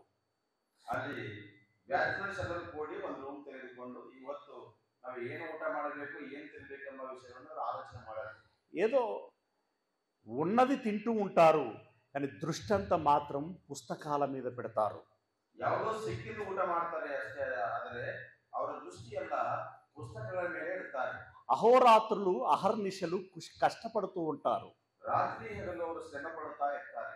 వారి లక్ష్యం ఏమై ఉంటది అనంటే, ಅವ್ರ ಲಕ್ಷ್ಯವು ಏನಾಗಿರ್ತದೆ ಅಂದ್ರೆ, ఖచ్చితంగా నేను ఈ ఉద్యోగాన్ని కొట్టి తీరాలి, ಖಚಿತವಾಗಿ ಈ ಉದ್ಯೋಗವನ್ನು ಮಾಡಬೇಕು. ఇక్కడ నాకు అనుకూలత ఉన్నదా ప్రతికూలత ఉన్నదా అది కాదు నాకు. ಇಲ್ಲಿ ಅನುಕೂಲವಾಗಿದ್ದೀರಾ ಪ್ರತಿಕೂಲವಾಗಿದೆ ಅದು ನನಗೆ ಬೇಕಾಗಿಲ್ಲ. కష్టమైనా సరే పంటి బిగువున నేను అనుభవిస్తాను. ಕಷ್ಟವಾದರೂ ಸಹ ಈ ಎಲ್ಲಾ ಸ್ಥಿತಿಗಳನ್ನು ಅನುಭವಿಸಿ పాత వస్త్రాలైనా కట్టుకుంటాను, ಹಳೆಯ ವಸ್ತ್ರಗಳನ್ನು ಧರಿಸಿಕೊಳ್ಳುತ್ತೇನೆ. ఎలాంటి పరిస్థితుల్లోనైనా సరే ಎಂಥ ಪರಿಸ್ಥಿತಿ ಆಗಲಿ పట్టు విడవకుండా ಬಿಡದೆ చదవవలసినంత చదివి ಓದಬೇಕಾಗಿದೆ ಎಲ್ಲ కొట్టవలసినటువంటి ఉద్యోగాన్ని నేను కొట్టాలి అని చెప్పి కసి కొద్ది చదివి కొట్టినటువంటి వారు ఉంటారు. ಮಾಡಬೇಕಾದ ಉದ್ಯೋಗವನ್ನು ಮಾಡಬೇಕೆಂಬುದಾಗಿ ಒಂದು ಕಸಿಯಿಂದ ಅವರು ಓದುತ್ತಾರೆ. అలాగే ఈ లోక జీవితంలో మన దృష్టి, మన ఆలోచన, మన పట్టుదల, మన కసి ఏ విధంగా ఉండాలి అనంటే, ಈ ಲೋಕದಲ್ಲಿ ನಮ್ಮ ದೃಷ್ಟಿ, ನಮ್ಮ ಆಲೋಚನೆ, ನಮ್ಮ ಕಸಿ ಒಂದು ಗುರಿ ಹೇಗಿರ್ಬೇಕಂದ್ರೆ, యేసయ్య ఈ లోకములో అనేక శ్రమలు అనుభవించి పరలోకమునకు చేరుకున్నాడు. ಯೇಸಯ್ಯ ಅವರು ಈ ಲೋಕದಲ್ಲಿ ಅನೇಕ ಶ್ರಮಗಳನ್ನು ಅನುಭವಿಸಿ ಆತನು ಪರಲೋಕಕ್ಕೆ ಸೇರಿಕೊಂಡಿದ್ದಾನೆ. అయ్యా, నేను పుట్టకమునుపు నీ గ్రంథపు చుట్టలో నన్ను గురించి నీవు ఏ విధంగానైతే రాసి పెట్టుకుని ఉన్నావో ఆ నీ చిత్తమును నెరవేర్చడానికి నేను వచ్చి ఉన్నాను అని అన్నాడు ఆయన. ನಾನು ಹುಟ್ಟೋದಕ್ಕಿಂತ ಮುಂಚೆ ಗ್ರಂಥ చుట్టದಲ್ಲಿ ಹೇಗೆ ಬರೆದುಕೊಂಡಿದ್ದ ಸ್ವಾಮಿ ಅದನ್ನು ನೆರವೇರಿಸಲಿಕ್ಕೆ ನಾನು ಈ ಲೋಕಕ್ಕೆ ಬಂದಿದ್ದೇನೆ ಎಂಬುದಾಗಿ ಹೇಳಿದ್ದಾರೆ. అయ్యా, చేయుటకు నీవు ఇచ్చినటువంటి పనిని నేను సంపూర్ణముగా నెరవేర్చాను, అలా నెరవేర్చి నిన్ను మహిమపరిచాను గనుక నీ యొద్ద ఉన్నప్పుడు నాకు ఏ మహిమనైతే ఉండెనో తిరిగి మరల నాకు ఆ మహిమను ఇమ్ము అని చెప్పి అడుగుతున్నాడు. ನಿನ್ನ ಗ್ರಂಥದಲ್ಲಿ ಬರೆದಿರುವಂತ ಮಾತುಗಳನ್ನು ನೆರವೇರಿಸಲಿಕ್ಕೆ ಬಂದಿದ್ದೇನೆ, ನಿನ್ನ ಚಿತ್ತವನ್ನು ನೆರವೇರಿಸಲಿಕ್ಕೆ ಈ ಲೋಕಕ್ಕೆ ಬಂದಿದ್ದೇನೆ, ಚಿತ್ತವನ್ನು ನೆರವೇರಿಸಿ ಎಂಬುದಾಗಿ ಆತನು ಬರೆದಿದ್ದಾನೆ. పని చేసి పరలోకమును అడుగుచున్నాడు. ಕೆಲಸ ಮಾಡಿ ಪರಲೋಕವನ್ನು ಕೇಳ್ತಾ ಇದ್ದಾರೆ. పని చేసిన వాడే పరలోకమునకు అర్హుడు అనేటువంటి విషయం ఇక్కడ అర్థమవుతున్నది. ಕೆಲಸ ಮಾಡಿದವರೇ ಪರಲೋಕಕ್ಕೆ ಅರ್ಹರು ಎಂಬ ವಿಷಯವನ್ನು ಅರ್ಥವಾಗ್ತಾ ಇದೆ. పరలోకం అనేటువంటిది చాలా విలువైనది, వెలకట్టలేనటువంటిది. పరలోక ಅನ್ನುವಂಥದ್ದು ಬಹಳ ಬೆಲೆ ಉಳ್ಳದು, ಅದು ಬೆಲೆ ಕಟ್ಟಲಾರದಂಥದ್ದು. ఏది ఏమైనా దాన్ని సంపాదించాలనేటువంటి పట్టుదల భక్తులలో ఆ రోజుల్లో అనేకముగా ఉండేటివి. ಏನೇ ಆಗಲಿ ಪರಲೋಕವನ್ನು ಸಂಪಾದಿಸಿಕೊಂಡು ಹೋಗಬೇಕೆಂಬ ಒಂದು ಗುರಿ ఆది భక్తులని అనేక విధంగా ನೋಡ್ತಾ ಇದ್ದೀವಿ. యేసు ప్రభుల వారు మనబోటి వారికి చెప్పినటువంటి మాట ఏంటంటే, జయించి నేను దేవుని సింహాసనమునందు కూర్చుండి ఉన్న ప్రకారము నాతో పాటు జయించువానిని నాతో పాటు నా సింహాసనమునందు నేను కూర్చుండబెట్టుకునేదను అని అన్నాడు. ಯೇಸು ಸ್ವಾಮಿಯವರು ಹೇಳುವಂತ ಮಾತೆಂದರೆ, ಈ ಲೋಕವನ್ನು ಜಯಿಸುವವರಿಗೆ సింహాసనದಲ್ಲಿ ನನ್ನ ಜೊತೆಗೆ ನಾನು ಕೂಡಿಸಿಕೊಳ್ಳುತ್ತೇನೆ ಎಂಬುದಾಗಿ ಹೇಳಿದ್ದಾರೆ. ఆయన ఏం చేశాడట? జయించాడట. అతను ఏం ಮಾಡಿದರೆ జయిಸಿದ್ದಾನೆ. ఏం జయించాడు? ಏನು ಜಯಿಸಿದ್ದಾರೆ? పాపమును జయించాడు, పాపమును జయిಸಿದ್ದಾರೆ, శత్రువును జయించాడు, శత్రువులను జయిಸಿದ್ದಾರೆ, రక్షించుతూ సాధించాడు, రక్షించుకోవడం సాధిಸಿದ್ದಾರೆ. ఏమంటే పరిశుద్ధులైనటువంటి వారిని తయారు చేయగలిగాడు. పరిశుద్ధాత్మను తయారు ಮಾಡಿದ್ದಾರೆ. దేవుని ఆలోచన మేరకి దేవుని బిడ్డలను దేవుని సన్నిధిలోనికి నడిపించగలిగాడు. దేవుని ఆలోచన మేరకు దేవర మಕ್ಕಳನ್ನು ದೇವರ ಸನ್ನಿಧಿಗೆ ನಡೆಸಿದ್ದಾರೆ. ఇంతింతై వటుడింతై అన్నట్టుగా ఇష్టిష్టై ಹೆಚ್ಚಾಗಿ ಅನ್ನುವಂತೆ ఒక్కడుగా ఆరంభమైనటువంటి ఆయన ಒಬ್ಬನಾಗಿ ಆರಂಭಿಸಿದಂತ ಆತನು ఈ 2000 సంవత్సరాలుగా కోటాను కోట్ల దేవుని పిల్లలను ఆయన తయారు చేయగలిగాడు. ఈ 2000 ವರ್ಷದಿಂದ ಕೋಟಾನು ಕೋಟಿ ಜನರನ್ನು ಆತನು తయారు ಮಾಡಿದ್ದಾನೆ. గనుక ప్రియమైనటువంటి దేవుని వారలారా, ಅದಕ್ಕೆ ಪ್ರಿಯವಾದ ದೇವರ ಮಕ್ಕಳೇ, ఇదిగో మనకు కూడా ఒక లక్ష్యం ఉండాలి, ನಮಗೂ ಸಹ ಒಂದು ಲಕ್ಷ್ಯ ಇರಬೇಕು, మనకు కూడా ఒక గురి ఉండాలి. ನಮಗೂ ಸಹ ಒಂದು ಗುರಿ ಇರಬೇಕು. ఇదిగో ఈ చావు అందరికీ వస్తుంది, ಇದು ಈ ಮರಣ ಎಲ್ಲರಿಗೂ ಬರ್ತದೆ, పాపులకు వస్తుంది, పరిశుద్ధులకి వస్తుంది. ಪಾಪಿಗಳಿಗೆ ಬರ್ತದೆ, ಪರಿಶುದ್ಧರಿಗೆ ಸಹ ಬರ್ತದೆ. మనము కూడా ఒక దిన మరణమును కోసం ఎదురు చూడాల్సినటువంటి వారమే. ನಾವು ಒಂದು ದಿವಸ ಮರಣಗೋಸ್ಕರವಾಗಿ ಹಾದಿ ನೋಡ್ತಕ್ಕಂಥವರೇ. కానీ మరణించిన తర్వాత పరిస్థితి ఏంటి? ಮರಣ ಹೊಂದಿದ ಮೇಲೆ ನಮ್ಮ ಪರಿಸ್ಥಿತಿ ಏನು? ఈ లోకములో మనకు ఎన్నో కష్టాలు, ఇరుకులు, ఇబ్బందులు, బాధలు, దుఃఖం, వేదన, ಈ ಲೋಕದಲ್ಲಿ ನಮಗೆ ಎಷ್ಟೋ ಕಷ್ಟ, ಇಬ್ಬಂದಿ, ದುಃಖ, ವೇದನೆ, ಬಾಧೆಗಳು ಎಲ್ಲ ಇರ್ತವೆ. ఇలాంటి జీవితం మనకు వద్దు. ಇಂಥ ಒಂದು ಜೀವಿತ ನಮಗೆ ಬೇಡ. ఇది మనకు శాశ్వతంగా ఉండకూడదు. ಇದು ಶಾಶ್ವತವಾಗಿ ನಮಗೆ ಇರಬಾರದು. దీన్ని విడిచిపెట్టి ಇದನ್ನು ಬಿಟ್ಟು ఇదిగో మనం మరణించిన ಇದು ನಾವು ಮರಣ ಹೊಂದಿದ మరలా బ్రతకాలి. ಮತ್ತೆ ಜೀವಿಸಬೇಕು. మరణించి మరలా బ్రతికినటువంటి మనము మరెన్నటికి మరణించకుండా ఉండగలగాలి. మరణించి జీవితరాగిರುವಂತ ನಾವು ಮತ್ತೆಂದೂ ಮರಣ ಹೊಂದಲಾಗಿ ಇರಬೇಕು. అలాంటి ఆలోచనతో నీవు పరలోకం వైపు మాత్రమే చూడాలి. ಅಂತ ఆలోచనದಿಂದ ನೀವು ಎಲ್ಲರೂ ಪರಲೋಕದ ಕಡೆಗೆ ಮಾತ್ರ ನೋಡಬೇಕು. పరలోకములో దేవుడున్నాడు కదా, పరలోకದಲ್ಲಿ దేవుడు ಇದ್ದಾನಲ್ಲ, యేసు వెళ్ళి మనకు స్థలములను సిద్ధపరుస్తున్నాడు కదా, యేసు ಹೋಗಿ ನಮಗೆ ಸ್ಥಳವನ್ನು ಸಿದ್ಧ ಮಾಡಿದಾನಲ್ಲ, అది అక్షయమైనది కదా, ಅದು ಅಕ್ಷಯವಾದದಲ್ಲ, అది వాడబారనిది కదా, ಅದು వాడಬಾರದಲ್ಲ, మనుషుల ఊహకు అందనిది కదా, ಮನುಷ್ಯರ ಊಹಕ್ಕೆ అందಲಾರದಂತದಲ್ಲ, దానికి వెల కట్టలేము కదా, ಅದಕ್ಕೆ ಬೆಲೆ ಕಟ್ಟುವುದಿಲ್ಲವಲ್ಲ, అది బంగారముతో వెండితో పోల్చేది కాదండి సుమా. ಅದು ಬೆಳ್ಳಿ ಬಂಗಾರದಿಂದ ಹೋಲಿಕೆ ಮಾಡುವುದಲ್ಲ. ఏదో మనకు అర్థం అవ్వటానికి బంగారపు ద్వారములు, బంగారపు త్రోవలు అని చెప్పి అందులో మాట్లాడబడతాయి. ಅದರಲ್ಲಿ ಬಂಗಾರ ಬೀದಿಗಳು ಎಂಬುದಾಗಿ ಮಾತು ಆಡಲ್ಪಡುತ್ತದೆ. అసలు మనిషి ఊహకు అందనిది అంటే మనిషికి తెలుసు బంగారం ఎలా ఉంటుందో, వెండి ఎలా ఉంటుందో తెలుసు, వజ్రాలు ఎలా ఉంటాయో తెలుసు, వైడూర్యములు ఎలా ఉంటాయో తెలుసు, రత్నములు ఎలా ఉంటాయో తెలుసు. కానీ నీకు తెలిసిన దానికంటే నీ ఊహకు అందనంత గొప్పగా పరలోకం ఉంటుంది అని అన్నాడు. మనిషి ఊహకి సిగలాడంದ್ರೆ ಅದು ಬಂಗಾರ ಹೇಗೋ ಮನುಷ್ಯರಿಗೆ ಗೊತ್ತು, ಬೆಳ್ಳಿ ಹೇಗೋ ವಜ್ರ ವೈಢೂರ್ಯಗಳಿಗೆ ಹೇಗೋ ಗೊತ್ತು, ಆದರೆ ದೇವರ ವಾಕ್ಯ ಹೇಳ್ತದೆ ಅದಕ್ಕಿಂತ ಹೆಚ್ಚಿನದು ಎಂಬುದಾಗಿ. పిల్లరా, ఈ లోకంలో భోజనం తింటున్నాం ఎవరి మూలంగా? దేవుడి మూలంగా. ಈ ಲೋಕದಲ್ಲಿ ನಾವು ಊಟ ಮಾಡ್ತಾ ಇದ್ದೇವೆ ಯಾರ ಮೂಲಕವಾಗಿ ಅಂದರೆ ದೇವರ ಮೂಲಕವಾಗಿ. నీరు త్రాగి దాహాన్ని తీర్చుకుంటున్నాం ఎవరి మూలముగా? దేవుడి మూలంగా. ನೀರನ್ನು ಕುಡಿದು ದಾಹವನ್ನು ತೀರಿಸಿಕೊಳ್ತಾ ಇದ್ದೇವೆ ಯಾರ ಮೂಲಕ ಅಂದರೆ ದೇವರ ಮೂಲಕವಾಗಿ. గాలిని పీల్చి బ్రతుకుచున్నాం ఎవరి మూలంగా? దేవుని మూలంగా. ಗಾಳಿಯನ್ನು ಹಿಡಿದು ನಾವು ಬದುಕ್ತಾ ಇದ್ದೇವೆ, ಜೀವಿಸ್ತಾ ಇದ್ದೇವೆ. ಯಾರ ಮೂಲಕವಾಗಿದ್ರೆ ದೇವರ ಮೂಲಕವಾಗಿ. ఇవన్నీ ఎందుకు చెబుతున్నానంటే, ಇವೆಲ್ಲ ಯಾಕೆ ಹೇಳ್ತಾ ಇದ್ದೇವೆ? దేవుడు ఇస్తేనే మనం పొందుకొని బ్రతకగలం. ದೇವರು ಕೊಟ್ಟರೆ ನಾವು ಹೊಂದಿಕೊಂಡು ಬದುಕ್ತೇವೆ. అసలు దేవుడి ప్రమేయం లేకపోతే మనకు ఉనికి లేదు, ఊపిరి లేదు. ದೇವರ ಪ್ರಮೇಯ ಇರದೆ ಹೋದರೆ ನಮಗೆ ಶ್ವಾಸ ಆಡುವುದೇ ಇಲ್ಲ. ఏమంటే ఈ కొద్ది జీవితానికి మనం అడగక మునిపే ఇన్ని అనుగ్రహించినటువంటి దేవుడు మరో జీవితానికి కావలసినటువంటివి ఎన్నో సిద్ధపరిచి ఉన్నాడు. ಈ ಕೆಲವೇ ವರ್ಷಗಳ ಜೀವಿಸುವಂತ ಜೀವಿತಕ್ಕೆ ಈ ರೀತಿಯಾಗಿ ಕೊಟ್ಟಿರುವಂತ ದೇವರು ಮುಂದಿನ ಜೀವಿತದಲ್ಲಿ ಎಲ್ಲವನ್ನ ನಮಗೆ ಸಿದ್ಧ ಮಾಡಿದ್ದಾನೆ. ఆ జీవితము ఎంతో నెమ్మదిగాను, సంతోషంగాను, సమాధానకరంగాను, సంతృప్తికరంగాను ఉంటుంది. ಆ ಜೀವಿತವು ಎಷ್ಟೋ ನೆಮ್ಮದಿಯಿಂದ, ఆనందದಿಂದ, సంతృప్తిಯಿಂದ, సమాధానದಿಂದ ತುಂಬಿರುತ್ತದೆ. గనుక నీ దృష్టి అంతా కూడా కళ్ళు తెరిచినా కళ్ళు మూసినా నీకు పరలోకమే కనబడాలి. ಅದಕ್ಕೆ ನಿನ್ನ ದೃಷ್ಟಿ ಎಲ್ಲ ಕಣ್ಣು ಮುಚ್ಚಿದರೂ ಸರಿ, ಕಣ್ಣು ತೆರೆದರೂ ಸರಿ, ನೀನು ಪರಲೋಕದ ಕಡೆಗೆ ಇರಬೇಕು. ఇదిగో నేను మరణించినా యేసయ్య వచ్చినప్పుడు తిరిగి లేవగలగాలి. ಇದು ನಾ ಮರಣ ಹೊಂದಿದರೂ ಸಹ యేసయ్య ಬಂದಾಗ ನಾನು తిరిగి ಏಳಬೇಕು. మేఘారూఢుడనై పరలోకమునకు చేరాలి. మేఘారూఢನಾಗಿ ನಾನು ಪರಲೋಕಕ್ಕೆ ಸೇರಬೇಕು. నా కన్న తండ్రిని కల్లారా చూడాలి. ನನ್ನ ಹಡದಂತ ತಂದೆಗೆ ನಾನು ಕಣ್ಣಾರ ನೋಡಬೇಕು. జగత్తు పునాది వేయబడక మునిపే ప్రేమతో తన హృదయములో మనకు చోటునిచ్చాడు. ಜಗತ್ತಿಗೆ ಬುನಾದಿ ಹಾಕೋದಕ್ಕಿಂತ ಮುಂಚೆ ಪ್ರೀತಿಯಿಂದ ತನ್ನ ಹೃದಯದಲ್ಲಿ ನಮಗೆ ಸ್ಥಳವನ್ನು ಕೊಟ್ಟಿದ್ದಾನೆ. నాకు పిల్లలు కావాలి అని అనుకున్నాడు. ನನಗೆ ಮಕ್ಕಳು ಬೇಕೆಂದು ಅಂದುಕೊಂಡಿದ್ದಾನೆ. అందులో నువ్వున్నావు, నువ్వున్నావు, నువ్వున్నావు, నేనున్నాను, దైవజనులు మనందరము ఉన్నాం. ಅದರಲ್ಲಿ ನೀವು ನಾವು ಎಲ್ಲರೂ ಇದ್ದೇವೆ. నన్ను కావాలనుకున్న దేవుడు, నన్ను ಬೇಕೆಂದು ಕೇಳಿದಂತ ದೇವರು ఈ చక్కని లోకాన్ని కలుగజేసి ಈ ಒಂದು ಸುಂದರವಾದ ಲೋಕವನ್ನು ಉಂಟು ಮಾಡಿ అందులో నాకు జన్మనిచ్చి ಅದರಲ್ಲಿ ನನಗೆ ಜನ್ಮವನ್ನು ಕೊಟ್ಟು శరీరాన్ని అమర్చి ಶರೀರವನ್ನು ಕೊಟ್ಟು బ్రతకడానికి కావలసిన సమస్తమును ఇచ్చి ಬದುಕುವರಿಗೆ ಅವಸರವಾದ ಸಮಸ್ತವನ್ನು ಕೊಟ್ಟು ఇప్పటి వరకు కాపాడి ಇಲ್ಲಿವರೆಗೂ ಕಾಪಾಡಿ నా పిల్లలారా నా ఎద్దకు రండి అని పిలుస్తున్నాడు ఆయన. ನನ್ನ ಮಕ್ಕಳೇ ನನ್ನ ಬಳಿಗೆ ಬನ್ನಿರಿ ಎಂಬುದಾಗಿ ಕರೀತಾ ఆ ಇದ್ದಾನೆ. తండ్రిని చూడాలని మీకు లేదా? ಆತನ ನೀವು ನೋಡಬೇಕೆಂಬುದು ನಿಮಗಿಲ್ಲ. ఆ తండ్రిని స్పృశించాలని మీకు లేదా?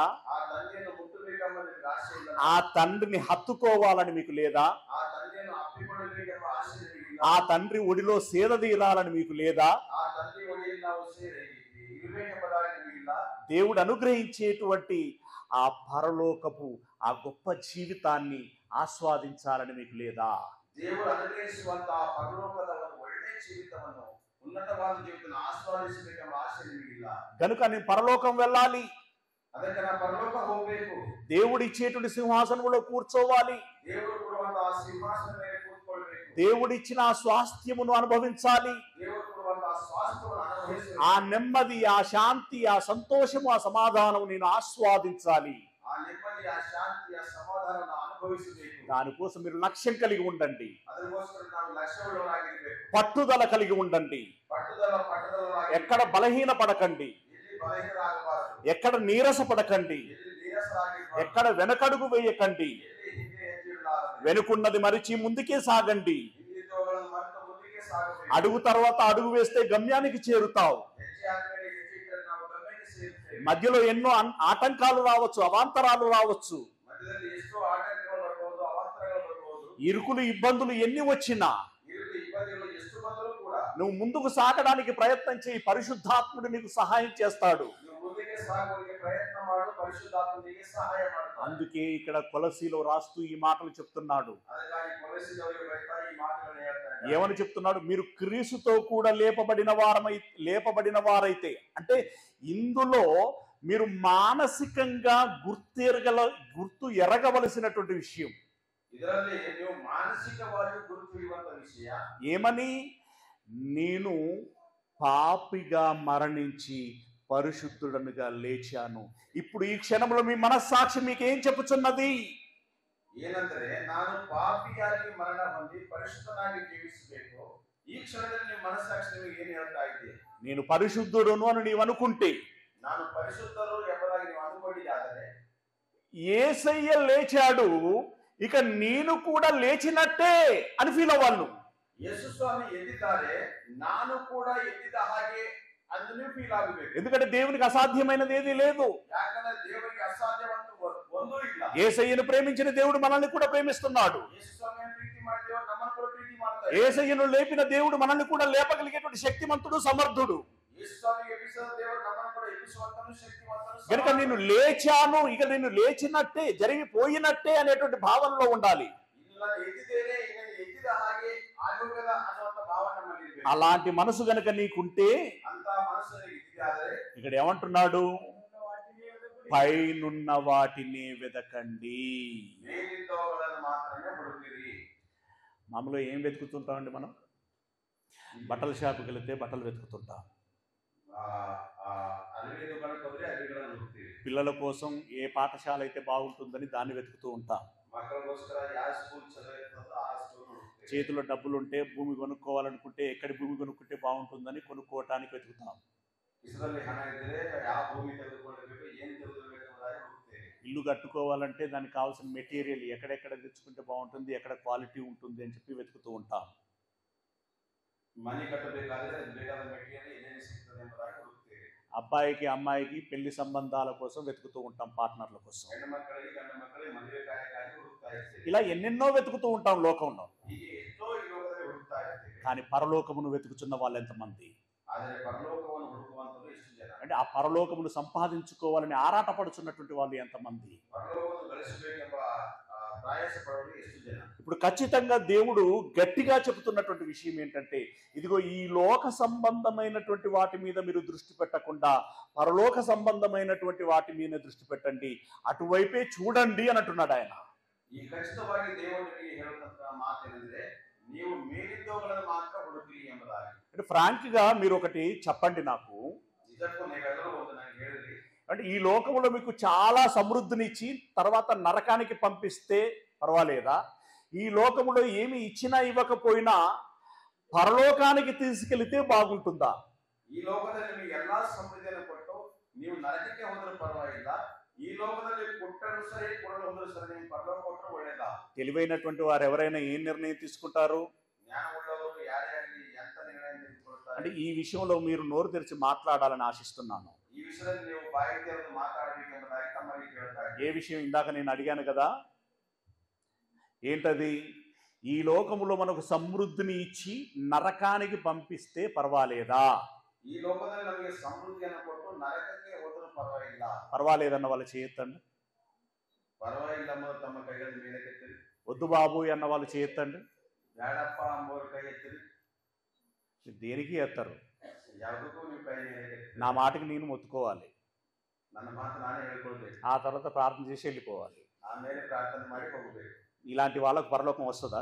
ಇಂಥವರಿಗೆ ಪರಲೋಕ ಬರ್ತದಾ? ప్రశ్నించుకోవాల్సినటువంటి విషయం. ಪ್ರಶ್ನೆ ಮಾಡಿಕೊಳ್ಳುವಂತ ಸಂಗತಿ. ఇక్కడ అడుగుచున్నది రమేష్ కాదు, ಇಲ್ಲಿ ಕೇಳ್ತಕ್ಕಂಥದ್ದು ರಮೇಶ್ ಅಯ್ಯರಲ್ಲ, మన తండ్రి అడుగుచున్నాడు మిమ్మల్ని. ನಮ್ಮ ತಂದೆ ನಿಮ್ಮನ್ನು ಕೇಳ್ತಾ ಇದ್ದಾರೆ. నీ దేవుడు అడుగుచున్నాడు నిన్ను. ನಿನ್ನ ದೇವರು ನಿನಗೆ ಕೇಳ್ತಾ ಇದ್ದಾನೆ. నీ అంతరంగం ఏంటి? ನಿನ್ನ ಅಂತರಂಗ, నీ మనస్సు ఏంటి? ನಿನ್ನ ಮನಸ್ಸು, నీ ఆలోచన ఏంటి? ನಿನ್ನ ಆಲೋಚನೆ, నీ అభిప్రాయం ఏంటి? ನಿನ್ನ ಅಭಿಪ್ರಾಯ, నీ స్పందన ఏమిటి అని అడుగుచున్నాడు. ನಿನ್ನ ಸ್ಪಂದನೆ ಏನೆಂಬುದಾಗಿ ఈ ಕೇಳ್ತಾರೆ. దేవుడు అడిగిన నువ్వు కదలవా, మెదలవా?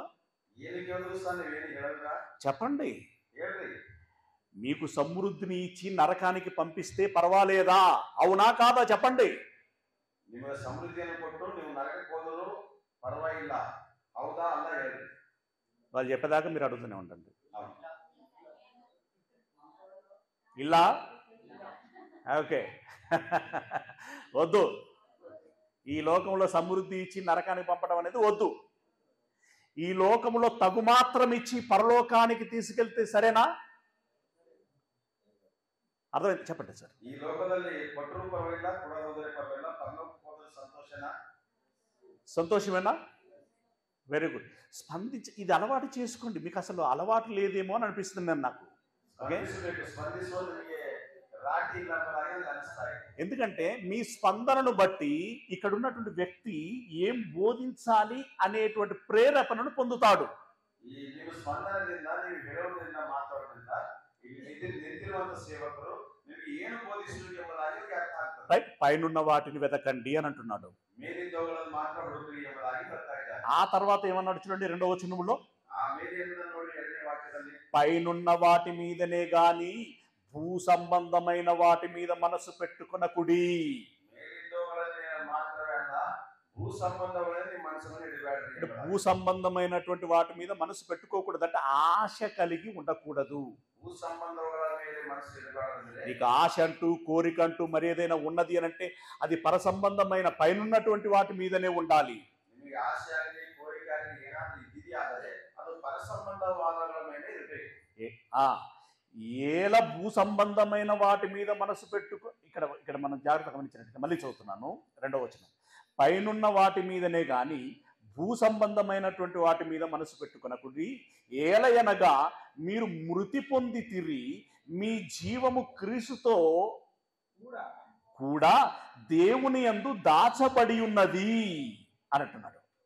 మీరు పైన ఉన్నటువంటి వాటి మీద దృష్టి పెట్టండి. మీ జీవము క్రీస్తుతో కూడా దాచబడి ఉన్నది అంటే దాని అర్థం ఏంటో తెలుసా? యేసయ్యను తన హక్కున చేర్చుకున్నట్టుగా మిమ్ములను కూడా తన హక్కున చేర్చుకోవటానికి సిద్ధంగా ఉన్నాడు ఆయన. ನಿಮ್ಮ ಜೀವವು ಕ್ರಿಸ್ತನಲ್ಲಿ ಮಡಿಯಾಗಿದೆ. ಯಾಕಂದ್ರೆ ಯೇಸು ಸ್ವಾಮಿಯನ್ನು ಆತನು ಕರೆಕೊಂಡ ಹಾಗೆ ನಿಮ್ಮನ್ನು ಕೂಡ ಜೀವದಲ್ಲಿ ಆತನು ಸೇರಿಸ್ತಾನೆ. అద్భుతమైనటువంటి విషయం ఏంటంటే, అద్భుతವಾದಂತ విషయం ఏంటంటే, మరణం అనేటువంటి ఆ సమయంలో నువ్వు కళ్ళు మూసిన తర్వాత, మరణమన్ನುವಂತ ఆ సమయంలో కన్ను ముచ్చిదాದ ಮೇಲೆ మరు క్షణములో కళ్ళు తెరవగానే మತ್ತೊಂದು క్షణದಲ್ಲಿ కన్ను తెరದಾಗ అక్కడ ఏమంటున్నాడంటే ಅಲ್ಲಿ ಏನು చివర్లో 4వ వచనం చివర్లో మహిమయందు ప్రత్యక్షపరచబడుదురు అని అన్నాడు. మహిమಯಲ್ಲಿ ప్రత్యక్షపరచబడుతుంది అంటే దేవుని మహిమలోనికి మీరు ప్రవేశిస్తారు, ದೇವರ ಮಹಿಮೆಯಲ್ಲಿ ನೀವು ಪ್ರವೇಶ ಮಾಡುತ್ತೀರಿ. గనక అలాంటి మహిమను వెదకండి, ఆ మహిమ కోసం ప్రయత్నించండి. ಅಂತ ಮಹಿಮೆಯನ್ನು ಹುಡುಕಿರಿ, ಆ ಮಹಿಮೆಗಾಗಿ ನೀವು ಪ್ರಯತ್ನ ಮಾಡಿ. It's okay. ఇక మరొక విషయం ఏంటంటే, మತ್ತೊಂದು ವಿಷಯವೇನೆಂದರೆ, ఇల్లు కట్టడం ప్రారంభించాం, ಮನೆ ಕಟ್ಟುವುದಕ್ಕೆ ಪ್ರಾರಂಭ ಮಾಡಿದ್ದೇವೆ, ముగింపు మాత్రం మన నుండి కాలేదు. ಮುಗಿಸುವುದು ಮಾತ್ರ ನಮ್ಮಿಂದ ಆಗೋದಿಲ್ಲ. దానివలన ఏమైనా ప్రయోజనం ఉందా? ಅದರಿಂದ ಏನು ನಮಗೆ ಪ್ರಯೋಜನವಿದೆಯಾ? అసలు ఎప్పుడు ప్రయోజనము? ಅಸಲು ಯಾವಾಗ ಪ್ರಯೋಜನವಾಗುತ್ತದೆ? అది ముగించబడినప్పుడు ప్రయోజనం. ಅದು ಮುಗಿಸಿದ ಹಾಗೆ ಮುಗಿಸಿದ ಅದಕ್ಕೆ ಪ್ರಯೋಜನ. కాబట్టి నువ్వు ఇల్లు ప్రారంభించేటప్పుడు ఏమనుకొని ప్రారంభించాలి, ఏ పట్టుదలతో ఉండాలి అనంటే, ప్రారంభించిన నేను దీన్ని ముగించాలి. ಮನೆ ಕಟ್ಟುವಾಗ ನೀವೇನು ಅನ್ಕೊಳ್ಬೇಕಂದ್ರೆ, ಇದು ಪ್ರಾರಂಭ ಮಾಡುವಾಗ ಪ್ರಾರಂಭ ಮಾಡಿದಂತ ನಾನು ಇದನ್ನು ಮುಗಿಸಬೇಕು. అలాగే మరొక సందర్భంలో ఒక మాట ఉంటుంది, ఏమని ఉంటుంది అనంటే, ಮತ್ತೊಂದು ಸಂದರ್ಭದಲ್ಲಿ ಒಂದು ಮಾತು ಇರ್ತದೆ, ಏನಂದ್ರೆ కార్య ఆరంభము కంటే అంతము మేలు. ಕಾರ್ಯ ಆರಂಭವಾಗಿರ್ತವು ಅಂತ್ಯವು ಬೇರು ಎಂಬುದಾಗಿ. అంటే ఈరోజు బాప్తిసంతో రక్షణ అనేటువంటి దారిలో అడుగు పెట్టారు. ದೀಕ್ಷಾಸ್ನಾನ ಅನ್ನುವಂಥದ್ರಲ್ಲಿ ರಕ್ಷಣೆ ಎಂಬುದರಲ್ಲಿ ಒಂದು ಹೆಜ್ಜೆ ಇಟ್ಟಿದ್ದೇವೆ. ఈ రక్షణని మనం ఎప్పుడు సాధించినట్టు, ఎప్పుడు సంపూర్ణమైనట్టు? ಈ ರಕ್ಷಣೆ ನಿಮಗೆ ಯಾವಾಗ ಸಂಪೂರ್ಣವಾದಾಗ, నీవు జీవితాంతం వరకు దీన్ని కాపాడుకొని పరలోకమునకు చేరగలిగినప్పుడు అది నువ్వు సాధించినట్లు. ಜೀವಿತಾಂತರವರೆಗೆ ಇದನ್ನು ಕಾಪಾಡಿಕೊಂಡು ಪರಲೋಕಕ್ಕೆ ಸೇರಿದಾಗ ಇದು ನೀವು ಸಾಧಿಸಿದ. ఈరోజు బాప్తిసం తీసుకొని ఆత్మీయతలో నువ్వు నిలబడ్డావు, ದೀಕ್ಷಾಸ್ನಾನ ತೆಗೆದುಕೊಂಡು ಆತ್ಮೀಯ ಜೀವನದಲ್ಲಿ ನಿಂತಿದ್ದೀರಿ. గొప్ప విషయం అది. ಒಳ್ಳೆ ವಿಷಯ. నిలబడటం అనేటువంటిది గొప్ప విషయం. ನಿಲ್ಲುವಂತಕ್ಕಂಥದ್ದು ಬಹಳ ಒಳ್ಳೆ ವಿಷಯವಾಗಿದೆ. కానీ నిలబడినంత మాత్రాన సరిపోదు. ನಿಂತಿರೋದು ಮಾತ್ರ ಸಾಕು. నిలబడిన ప్రతి వాడు మరలా పడిపోకుండాలాగున చూసుకోవాలి.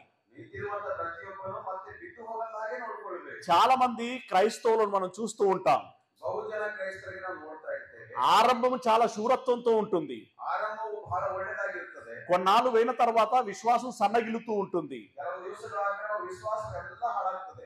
రకరకాల అలవాట్లు తన దరి చేరుతాయి, ವಿಧ ವಿಧವಾದ ಚಟುವಟಿಕೆಗಳು ಅವರಲ್ಲಿ ಇರ್ತಾವೆ. చివరికి తాను పడిపోతాడు, ಕೊನೆಗಾಗಿ ಅವರು ಬಿದ್ದು ಹೋಗ್ತಾರೆ. తన సాక్ష్యాన్ని దెబ్బ తీసుకుంటాడు, ಅದರ ಸಾಕ್ಷ್ಯವನ್ನು ತೆಗೆದುಕೊಳ್ತಾರೆ. దేవునికి చెడ్డ పేరుని తీసుకొస్తాడు. ದೇವರಿಗೆ ಕೆಟ್ಟ ಹೆಸರನ್ನು ತರುತ್ತಾರೆ. అలాంటి వారముగా మనం ఉండకూడదు. ಅಂತವರಾಗಿ ನಾವು ಜೀವಿಸಬಾರದು. పిల్లరా, ఒక గొప్ప మాట చెప్తున్నాడు చూడండి. ಪ್ರಿಯವಾದವರೇ, ಒಂದು ಒಳ್ಳೆ ಮಾತು ಹೇಳ್ತಾ ಇದ್ದಾರೆ. కొరింథీయులకు రాసినటువంటి మొదటి పత్రిక, ಕೊರಿಂಥೀಯರಿಗೆ ಬರೆದ ಮೊದಲನೇ ಪತ್ರಿಕೆ 10వ అధ్యాయము 10ನೇ ಸಂಧಿ 12వ వచనం నుండి 12ನೇ ವಾಕ್ಯದಿಂದ జాగ్రత్తగా గమనిద్దాం. కొరింథీయులకు రాసిన మొదటి పత్రిక 10వ అధ్యాయము 12వ వచనం నుండి, తాను నిలుచున్నానని తలంచుకున్నవాడు పడకుండున్నట్లు తాను జాగ్రత్తగా చూచుకొనవలయును అని అన్నాడు. ನಿಂತಿದ್ದೆಂದು ನೆನೆಸಿಕೊಳ್ಳುವ ನೀನು ಬೆಳೆದ ಹಾಗೆ ನೋಡಿಕೊಳ್ಳೋ ಎಂಬುದಾಗಿ ಹೇಳ್ತಾ ಇದ್ದಾರೆ. ఇప్పుడు మీలో ఎవరైనా ఇప్పుడు బాప్తిసం తీసుకున్నారు కదా, మీరు బాప్తిసం తీసుకున్నారంటే నిలబడినట్టు. ನಿಮ್ಮಲ್ಲಿ ಯಾರಾದರೂ ದೀಕ್ಷಾನ ಮಾಡಿಸಿಕೊಂಡಿಲ್ಲ, ದೀಕ್ಷಾನ ಮಾಡಿಸಿಕೊಂಡವರು ನಿಂತಿದ ಹಾಗೆ. మీరు ఇప్పుడు నిలబడ్డారు అనంటే నెక్స్ట్ మీరు జాగ్రత్త పడాల్సినటువంటి విషయం ఏంటంటే పడిపోకూడదు. ನಿಂತಿದ್ದೀರಿ ಅಂದ್ರೆ ನೀವು ಮುಂದೆ ಜಾಗ್ರತೆ ವಹಿಸಬೇಕಾದ ವಿಷಯ ಅಂದ್ರೆ ಬಿದ್ದು ಹೋಗಬಾರದು. పిల్లరా, సాతాను అనేది ఒకటి ఉంది. ದೇವಾದರೆ ಸಾತಾನ ಅನ್ನುವಂಥದ್ದು ಒಂದು ಇದೆ. దాని పని ఏంటండి? ಅದನ್ನು ಬಿದ್ದು ಹೋಗದ ಹಾಗೆ దేవునిలో ఎవరైతే నిలబడతారో వారిని పడగొట్టడమే దాని టార్గెట్. ದೇವರಲ್ಲಿ ಯಾರಾದರೂ ನಿಲ್ಲುತ್ತಾರೋ ಅವರಿಗೆ ಬಿಳೆ ಹಾಕದೆ ಅದರ ಒಂದು ಗುರಿಯಾಗಿ. అది ఏ రకంగానైనా ఏ విషయంలోనైనా పడగొట్టొచ్చు. ಯಾವ ವಿಧವಾಗಿ ಆಗಲಿ ಯಾವ ವಿಷಯದಾಗಿ ಬಿಳೆ ಹಾಕಬಹುದು. అతి ముఖ్యంగా మన బలహీనతలు ఏవైతే ఉంటాయో ಅತಿ ಮುಖ್ಯವಾಗಿ ನಮ್ಮ ಬಲಹೀನತೆಗಳು ಏನಿರ್ತಾವೋ దాని ఆధారంగా చేసుకొని ఆ కోణములోనే పడగొట్టడానికి ప్రయత్నం చేస్తుంది. ಅದನ್ನು ಆಧಾರ ಮಾಡಿಕೊಂಡು ಅದೇ ಕೋಣದಲ್ಲಿ ನಮ್ಮನ್ನು ಹಾಳು ಮಾಡೋದಕ್ಕೆ ನೋಡ್ತದೆ. అంటే త్రాగుడు అనేటువంటి ఒక బలహీనత ఉందనుకోండి, ಕುಡುಕತನ ಅನ್ನುವಂಥ ಒಂದು ಬಲಹೀನತೆ ಇದ್ದಿರ್ಬೋದು. ఆ త్రాగటాన్నే మరలా ఏదో ఒక విధంగా నీకు మరలా ఆ అలవాటును కొనసాగించేటట్లుగా చేస్తుంది. ಆ ಕುಡುಕತನವೇ ಯಾವುದೋ ಒಂದು ರೀತಿಯಲ್ಲಿ ಮತ್ತೆ ನೀವು ಕುಡಿಯುವಂತೆ ಮಾಡುತ್ತದೆ. అంటే తాగిన తర్వాత మెదడు పనిచేయదు, ಕುಡಿದ ಮೇಲೆ ನಮಗೆ ನಮ್ಮ ತೆರೆ ಕೆಲಸ ಮಾಡೋದಿಲ್ಲ, విచక్షణ కోల్పోతారు, ನಾವು ಸಹವಾಸವನ್ನು ಬಿಟ್ಬಿಡ್ತೇವೆ. వారు ఆ రకంగా రకరకాల తప్పులు చేసేటువంటి ప్రమాదం ఉంటుంది. ವಿಧ ವಿಧವಾಗಿ ತಪ್ಪುಗಳು ಮಾಡುವಂತ ಸಮಯ ಇರ್ತದೆ. ధనాశ ఉందనుకోండి, ಧನಾಶೆ ಇದೆ ಅನ್ಕೋರಿ, ఆ ధనము విషయంలోనే పడగొడుతుంది. ಧನದ ವಿಷಯದಲ್ಲಿ ನಮ್ಮನ್ನು దానికి ఉదాహరణ ఇస్కరియోతు యూదా. ಅದಕ್ಕೆ ಉದಾಹರಣೆ ಇಸ್ಕರಿಯೋತು ಯೂದ. ఇలా ఒక్కొక్కరికి ఒక బలహీనత ఉంటుంది. ಹೀಗೆ ಒಬ್ಬೊಬ್ಬರಿಗೆ ಒಂದೊಂದು ಬಲಹೀನತೆಗಳು ಇರ್ತವೆ. మనకు బలహీనత ఉన్నది అని అంటే సాతానుకు అవకాశం ఇస్తున్నామని దాని అర్థం. ನಮಗೆ ಬಲಹೀನತೆ ಇದೆ ಅಂದ್ರೆ ನಾವು ಸಾತಾನಿಗೆ ಅವಕಾಶ ಕೊಡ್ತಾ ಇದ್ದೇವೆ ಅರ್ಥ. అలా సాతానుకు అవకాశం ఇచ్చి మనము పడిపోయేటువంటి పరిస్థితిని తెచ్చుకోకూడదు. ಹಾಗೆ ಸೈತಾನಿಗೆ ನಾವು ಅವಕಾಶವನ್ನು ಕೊಟ್ಟು ನಾವು ಬಿದ್ದು ಹೋಗುವಂತ ಪರಿಸ್ಥಿತಿ ನಾವು ತಂದುಕೊಳ್ಳಬಾರದು. నీకు ఏ విషయంలో బలహీనంగా అనిపిస్తుందో, ఏ విషయంలో అయ్యో నేను ఈ విషయంలో నిగ్రహంగా ఉండలేకపోతున్నాను అనిపించిన ప్రతిసారి నువ్వు మోకరిల్లి ప్రార్థన చేసి దేవా నాకు సహాయం చేయము, నేను పడిపోకుండా నిలబెట్టుము అని చెప్పి ఆర్థించాలి. ಯಾವ ವಿಷಯದಲ್ಲಿ ನಿಮಗೆ ಬಲಹೀನತೆ ಅನಿಸ್ತಾ ಇದ್ದು ಅನಿಸ್ತಿರೋ ಪ್ರತಿಸಾರಿ ನೀವು ಮೊಳಕಾಲೂರಿ ಪ್ರಾರ್ಥನೆ ಮಾಡಿ ದೇವರನ್ನು ಕೇಳಿಕೊಳ್ಳಬೇಕು. దేవుడు తప్పకుండా మనకు సహాయం చేస్తాడు. ದೇವರು ತಪ್ಪದೆ ನಮಗೆ ಸಹಾಯ ಮಾಡುತ್ತಾರೆ. పరిశుద్ధాత్మను మనకు అనుగ్రహించేది అందుకోసమే. ಪರಿಶುದ್ಧಾತ್ಮ ನಮಗೆ ಅನುಗ್ರಹಿಸುವುದು ಅದಕ್ಕೋಸ್ಕರವಾಗಿ. తాను నిలుచున్నానని తలంచుకుని వాడు పడకుండానట్లు జాగ్రత్తగా చూచుకొనవలెను. ನಿಂತಿದ್ದೆಂದು ನೆನೆಸಿಕೊಳ್ಳುವ ಪ್ರತಿಯೊಬ್ಬನು ಬಿದ್ದು ಹೋಗಲಾಗಿ ನೋಡಿಕೊಳ್ಳಬೇಕು. ఇకపోతే మరో ముఖ్యమైనటువంటి విషయం ఏంటంటే, ಮತ್ತೊಂದು ಮುಖ್ಯವಾದ ವಿಷಯವೇನೆಂದರೆ సాధారణంగా మనుషులకు వచ్చేటువంటి సమస్యల కంటే ಸಾಧಾರಣವಾಗಿ ಮನುಷ್ಯರಿಗೆ ಬರ್ತಕ್ಕಂಥ ಸಮಸ್ಯೆಗಳು ఈ విషయాన్ని మీరు చాలా జాగ్రత్తగా మనసులో పెట్టుకోవాలి. ಈ ವಿಷಯವನ್ನು ಬಹಳ ಜಾಗೃತಿನ ಮನಸ್ಸಿನಲ್ಲಿ ಇಟ್ಟುಕೊಳ್ಳಬೇಕು. దేవుణ్ణి నమ్ముకొని బాప్తిసం తీసుకున్నటువంటి వారికి రకరకాలైనటువంటి కష్టాలు శోధనలు మరింత ఎక్కువగా వస్తాయి. ದೇವರಿಗೆ ನಂಬಿಕೊಂಡು ದೀಕ್ಷಾನ ಮಾಡಿಸಿಕೊಂಡ ಪ್ರತಿಯೊಬ್ಬರಿಗೆ ವಿಧ ವಿಧವಾದಂತಹ ಸಮಸ್ಯೆಗಳು, ಶ್ರಮೆಗಳು, ಕಷ್ಟಗಳು ಬರುತ್ತವೆ. యేసు ప్రభుల వారు బాప్తిసం తీసుకోక ముందు శోధింపబడ్డాడా, తీసుకున్న తర్వాత శోధింపబడ్డాడా? ಯೇಸು ಸ್ವಾಮಿಯವರು ದೀಕ್ಷಾನ ಮಾಡಿಸಿಕೊಂಡ ಮೇಲೆ ಶೋಧನೆಗೆ ಒಳಗಾಗ್ಯಾರ, ದೀಕ್ಷಾನ ಮಾಡಿಸಿಕೊಂಡ ಮುಂಚಿತೇ ಒಳಗಾಗ್ಯಾರ. పేతురు యోహాన్ లాంటి వాళ్ళు నమ్ముకున్న తర్వాత కష్టాల పాలయ్యారా, నమ్ముకోక ముందు కష్టాల పాలయ్యారా? ಪೇತರು ಯೋಹಾನ್ ಅವರು ನಂಬಿಕೊಂಡ ಮೇಲೆ ಕಷ್ಟಗಳ ಪಾಲಾಗಿದ್ದಾರೆ, ನಂಬಿಕೊಳ್ಳೋದಕ್ಕೆ ಮುಂಚೆ ಕಷ್ಟಗಳ ಪಾಲಾಗಿದ್ದಾರೆ. స్టెఫెనుకు యాకోబుకి మరణం అనేటువంటిది నమ్ముకున్న తర్వాత వచ్చిందా, నమ్ముకోక ముందు వచ్చిందా? ಸ್ಟೆಫೆನು ಯಾಕೋಬ ಅವರಿಗೆ ಮರಣವನ್ನು ನಂಬಿದ ಮೇಲೆ ಬಂದದ, ನಂಬದಕ್ಕಿಂತ ಮುಂಚೆನೇ ಬಂದದ. నీకు పరలోకము అనేటువంటి ఆ గొప్ప ఫలము నీకు దక్కాలి అనంటే ఈ రకమైనటువంటి శోధనలలో నుండి నువ్వు వెళ్ళగలగాలి. ಪರಲೋಕ ಎಂಬ ಒಂದು ಒಳ್ಳೆ ಸ್ಥಾನಕ್ಕೆ ಬರಬೇಕಾದರೆ ಈ ವಿಧವಾದ ಶೋಧನೆ ಒಳಗಿಂದ ನೀವು ಹೋಗಬೇಕು. అలాగే శోధన వచ్చినందుకు నువ్వు భయపడాల్సినటువంటి అవసరం లేదు. ಶೋಧನೆಗಳು ಬಂದಾಗ ನೀವು ಭಯಪಡುವಂತ ಅವಸರ ಇಲ್ಲ. అంటే ఒకవేళ శోధన వస్తే దాని గురించి ఇక్కడ చక్కని విశ్లేషణ మనకిచ్చాడు. ಶೋಧನೆ ಬಂದಿದೆ ಒಂದು ಒಳ್ಳೆ ವಿಶ್ಲೇಷಣೆಯನ್ನು ಕೊಟ್ಟಿದ್ದಾರೆ. సాధారణంగా మనుషులకు కలుగు శోధన తప్ప మరి ఏది మీకు సంభవింపలేదు. ಸಾಧಾರಣವಾಗಿ ಮನುಷ್ಯರಿಗೆ ಬರುವ ಶೋಧನೆಗಳಿಗಿಂತ ಮತ್ಯಾವುದೂ ಬರುವುದಿಲ್ಲ. దేవుడు నమ్మదగిన వాడు. ದೇವರು ನಂಬಿಗಸ್ತನು. మీరు సహింపగలిగినంత కంటే ఎక్కువగా ఆయన మిమ్మును శోధింపబడనీయడు. ನಿಮಗೆ ಸಹಿಸಲಾರದಕ್ಕಿಂತ ಹೆಚ್ಚಿನ ಶೋಧನೆ ನಿಮಗೆ దేవుడు భయపడాలి. ఇక్కడ మనం భరోసాగా ఉండాల్సినటువంటి విషయం ఏంటంటే ఏమంటున్నాడంటే మనము భరించగలిగే అంత శోధన శ్రమ మాత్రమే ఇస్తాడు, కానీ భరించలేనిది ఆయన ఇవ్వడు. ನಾವು ಹೊಲಿಯುವಂತ ಶೋಧನೆ ಕೊಡುತ್ತಾನೆ ಹೊರತು ಹೊಲಿಲಾರದಂತ ಶೋಧನೆಗೆ ದೇವರು ಕೊಡೋದಿಲ್ಲ. కనుక మనం ధైర్యంగా ఉండొచ్చు. ಅದಕ್ಕಾಗಿ ನಾವು ಧೈರ್ಯವಾಗಿರಬೇಕು. అది ఎలాంటి శోధనైనా సరే నేను భరించగలుగుతాను అని. ಎಂತ ಶೋಧನೆ ಬಂದರೂ ನಾನು ಹೊಲಿತೇನೆ ಎಂಬುದಾಗಿ. ఇక ఈ భరించగలిగేటువంటి శక్తితో పాటు ఇంకేం చేస్తానంటున్నాడు అని అంటే, ಈ ಭರಿಸುವಂತ ಶೋಧನೆಗೆ ಇನ್ನೊಂದು ಹೇಳ್ತಾ ಇದ್ದೇನೆಂದ್ರೆ, అంతేకాదు సహింపగలుగుటకు ఆయన శోధనతో కూడా తప్పించుకుని మార్గమును కలుగచేయును. ಸಹಿಸುವುದಕ್ಕಾಗಿ ಶೋಧನೆ ಒಳಗೆ తప్పించుకోవడంత మార్గమును సహా తోరుస్తాడు. అంటే తట్టుకోగలిగేటువంటి శక్తిని ఇస్తాను అని అంటున్నాడు, దాని నుండి తప్పించుకోగలిగేటువంటి ఉపాయాన్ని ఇస్తాను అని అంటున్నాడు. తాళకొడవంత శక్తిని దేవుడు కొడతానే, తప్పించుకోవడంత మార్గమును సహా దేవుడు తోరుస్తాడు. గనుక ప్రియమైనటువంటి వారలారా, మనము ధైర్యంగా ఉండాలి. ఏది వచ్చినా నిలబడగలగాలి, తట్టుకోగలగాలి. పరిశుద్ధాత్మ సహాయంతో దాన్ని ఎదిరించి విజయాన్ని సాధించగలగాలి. ಯಾವುದು ಬಂದರೂ ಕೂಡ ನಾವು ಧೈರ್ಯವಾಗಿ ನಿಲ್ಲಬೇಕು. ಪರಿಶುದ್ಧಾತ್ಮನ ಸಹಾಯದಿಂದ ನಾವು ಅದನ್ನು ಎದುರಿಸಬೇಕು. ఈరోజు ಜಯ ಜೀವಿತವಾಗಿ ನಿಲ್ಲಬೇಕು. ఒక విధంగా బాప్తిసం తీసుకొని మీరు నిజంగా బాప్తిసం తీసుకున్నారు కదా, ನಿಜವಾಗಿ ನೀವು ದೀಕ್ಷಾನ ಮಾಡಿಸಿಕೊಂಡಿದ್ದೀರಲ್ಲ, మీరు పవిత్రమైనటువంటి లేదా నిర్మలమైనటువంటి మనస్సాక్షి కలిగి నిజాయితీగా మీరు మారు మనసు పొంది బాప్తిసం తీసుకున్నటువంటి వారైతే డెఫినెట్గా ఈ పాటికి మీరు పరిశుద్ధాత్మ వరమును పొందుకొని ఉన్నారు. ನೀವು ನಿಜವಾಗಿ ನಿಜವಾದ ಮನಸ್ಸಾಕ್ಷಿಯಿಂದ ತುಂಬಿ ಪವಿತ್ರರಾಗಿ ನಿಮ್ಮ ಮನಸ್ಸಾಕ್ಷಿ ದೀಕ್ಷಾನ ಮಾಡಿಸಿಕೊಂಡರಾಗಿದ್ದಾರೆ. ಇವತ್ತು ನಿಜವಾಗಿ ಪವಿತ್ರಾತ್ಮನ ಶಕ್ತಿಯನ್ನು ನೀವು ಹೊಂದಿಕೊಂಡಿದ್ದೀರಿ. నువ్వు నిజంగా పరిశుద్ధాత్మ వరమును పొందుకున్నట్లయితే నీ యొక్క జీవితములో ఒక ఎన్నడూ లేనటువంటి ఒక పులకరింత కలిగినటువంటి భావన నీకు కలుగుతుంది. ನಿಜವಾಗಿ ನೀವು ಪವಿತ್ರಾತ್ಮ ದೀಕ್ಷಾನ ಮಾಡಿಸಿಕೊಂಡಿದ್ದಾರೆ, ನಿನ್ನ ಜೀವಿತದಲ್ಲಿ ಎಂದೂ ಆಗಲಾರದಂತ ಒಂದು ಸಂಗತಿ, ಒಂದು ಆನಂದ ನಿನ್ನ ಜೀವಿತದಲ್ಲಿ ಆಗ್ತದೆ. ఒక భావోద్వేగంతో ఉంటావు, ಒಂದು ಭಾವೋದ್ವೇಗದಿಂದ ಇರುತ್ತಿ, ఒక ఉత్సుకతో ఉంటావు, ಒಂದು ಉತ್ಸಾಹದಿಂದ ಇರುತ್ತಿ, ఒక ఆశయంతో ఉంటావు, ಒಂದು ಆಶಯದಿಂದ ಇರುತ್ತಿ, ఒక ఆరాటంతో ఉంటావు, ಒಂದು ಆರಾಟದಿಂದ ಇರುತ್ತಿ, ఒక నిష్ఠా నిగ్రహము కలిగి ఉంటావు. ನಿಷ್ಠ ನಿಗ್ರಹದಿಂದ ಇರುತ್ತಿ. ఇప్పటి నుండి నీ జీవితాన్ని క్రమబద్ధీకరించుకుంటావు. ಇಂದಿನಿಂದ ನಿನ್ನ ಜೀವಿತವನ್ನು ಕ್ರಮ ಮಾಡಿಕೊಳ್ಳುತ್ತಿ. క్రమశిక్షణలో ఉండాలని గట్టి నిర్ణయం తీసుకుంటావు. ಕ್ರಮಶಿಕ್ಷಣದಲ್ಲಿ ಜೀವಿಸಬೇಕೆಂಬ ಒಂದು ಗಟ್ಟಿ ನಿರ್ಣಯವನ್ನು ತೆಗೆದುಕೊಳ್ಳುತ್ತಿ. దేని జోలికైతే వెళ్ళకూడదు దాని సమీపమునకు వెళ్లకుండా ఉండులాగున నీవు గీత గీసుకుంటావు. ಯಾವ ದಾರಿಗಾದರೂ ಹೋಗಬಾರದು ಆ ದಾರಿಗೆ ಹೋಗದ ಹಾಗೆ ಒಂದು ಗೀತೆಯನ್ನು గీసుಕೊಳ್ಳುತ್ತಿ. దేనికి దగ్గర అవ్వాలో ఎక్కడ గడపాలో అక్కడికి దగ్గరై అక్కడ గడపటానికి నువ్వు ఆరాటపడుతూ ఉంటావు. ಯಾರಿಗೆ ಸಮೀಪಿತರಾಗಬೇಕು ಅದಕ್ಕೋಸ್ಕರವಾಗಿ ಸಮೀಪಸ್ಥರಾಗುವುದಕ್ಕಾಗಿ ಹೋರಾಟ ಮಾಡುತ್ತಿ. నీవు బాప్తిసం పొందుకొని ఉండి ఉంటే, పరిశుద్ధాత్మను పొందుకొని ఉండి ఉంటే, ఇదిగో ఒక మహిమ ఆవరణములోనికి నువ్వు ప్రవేశిస్తున్నావు అని దాని అర్థం.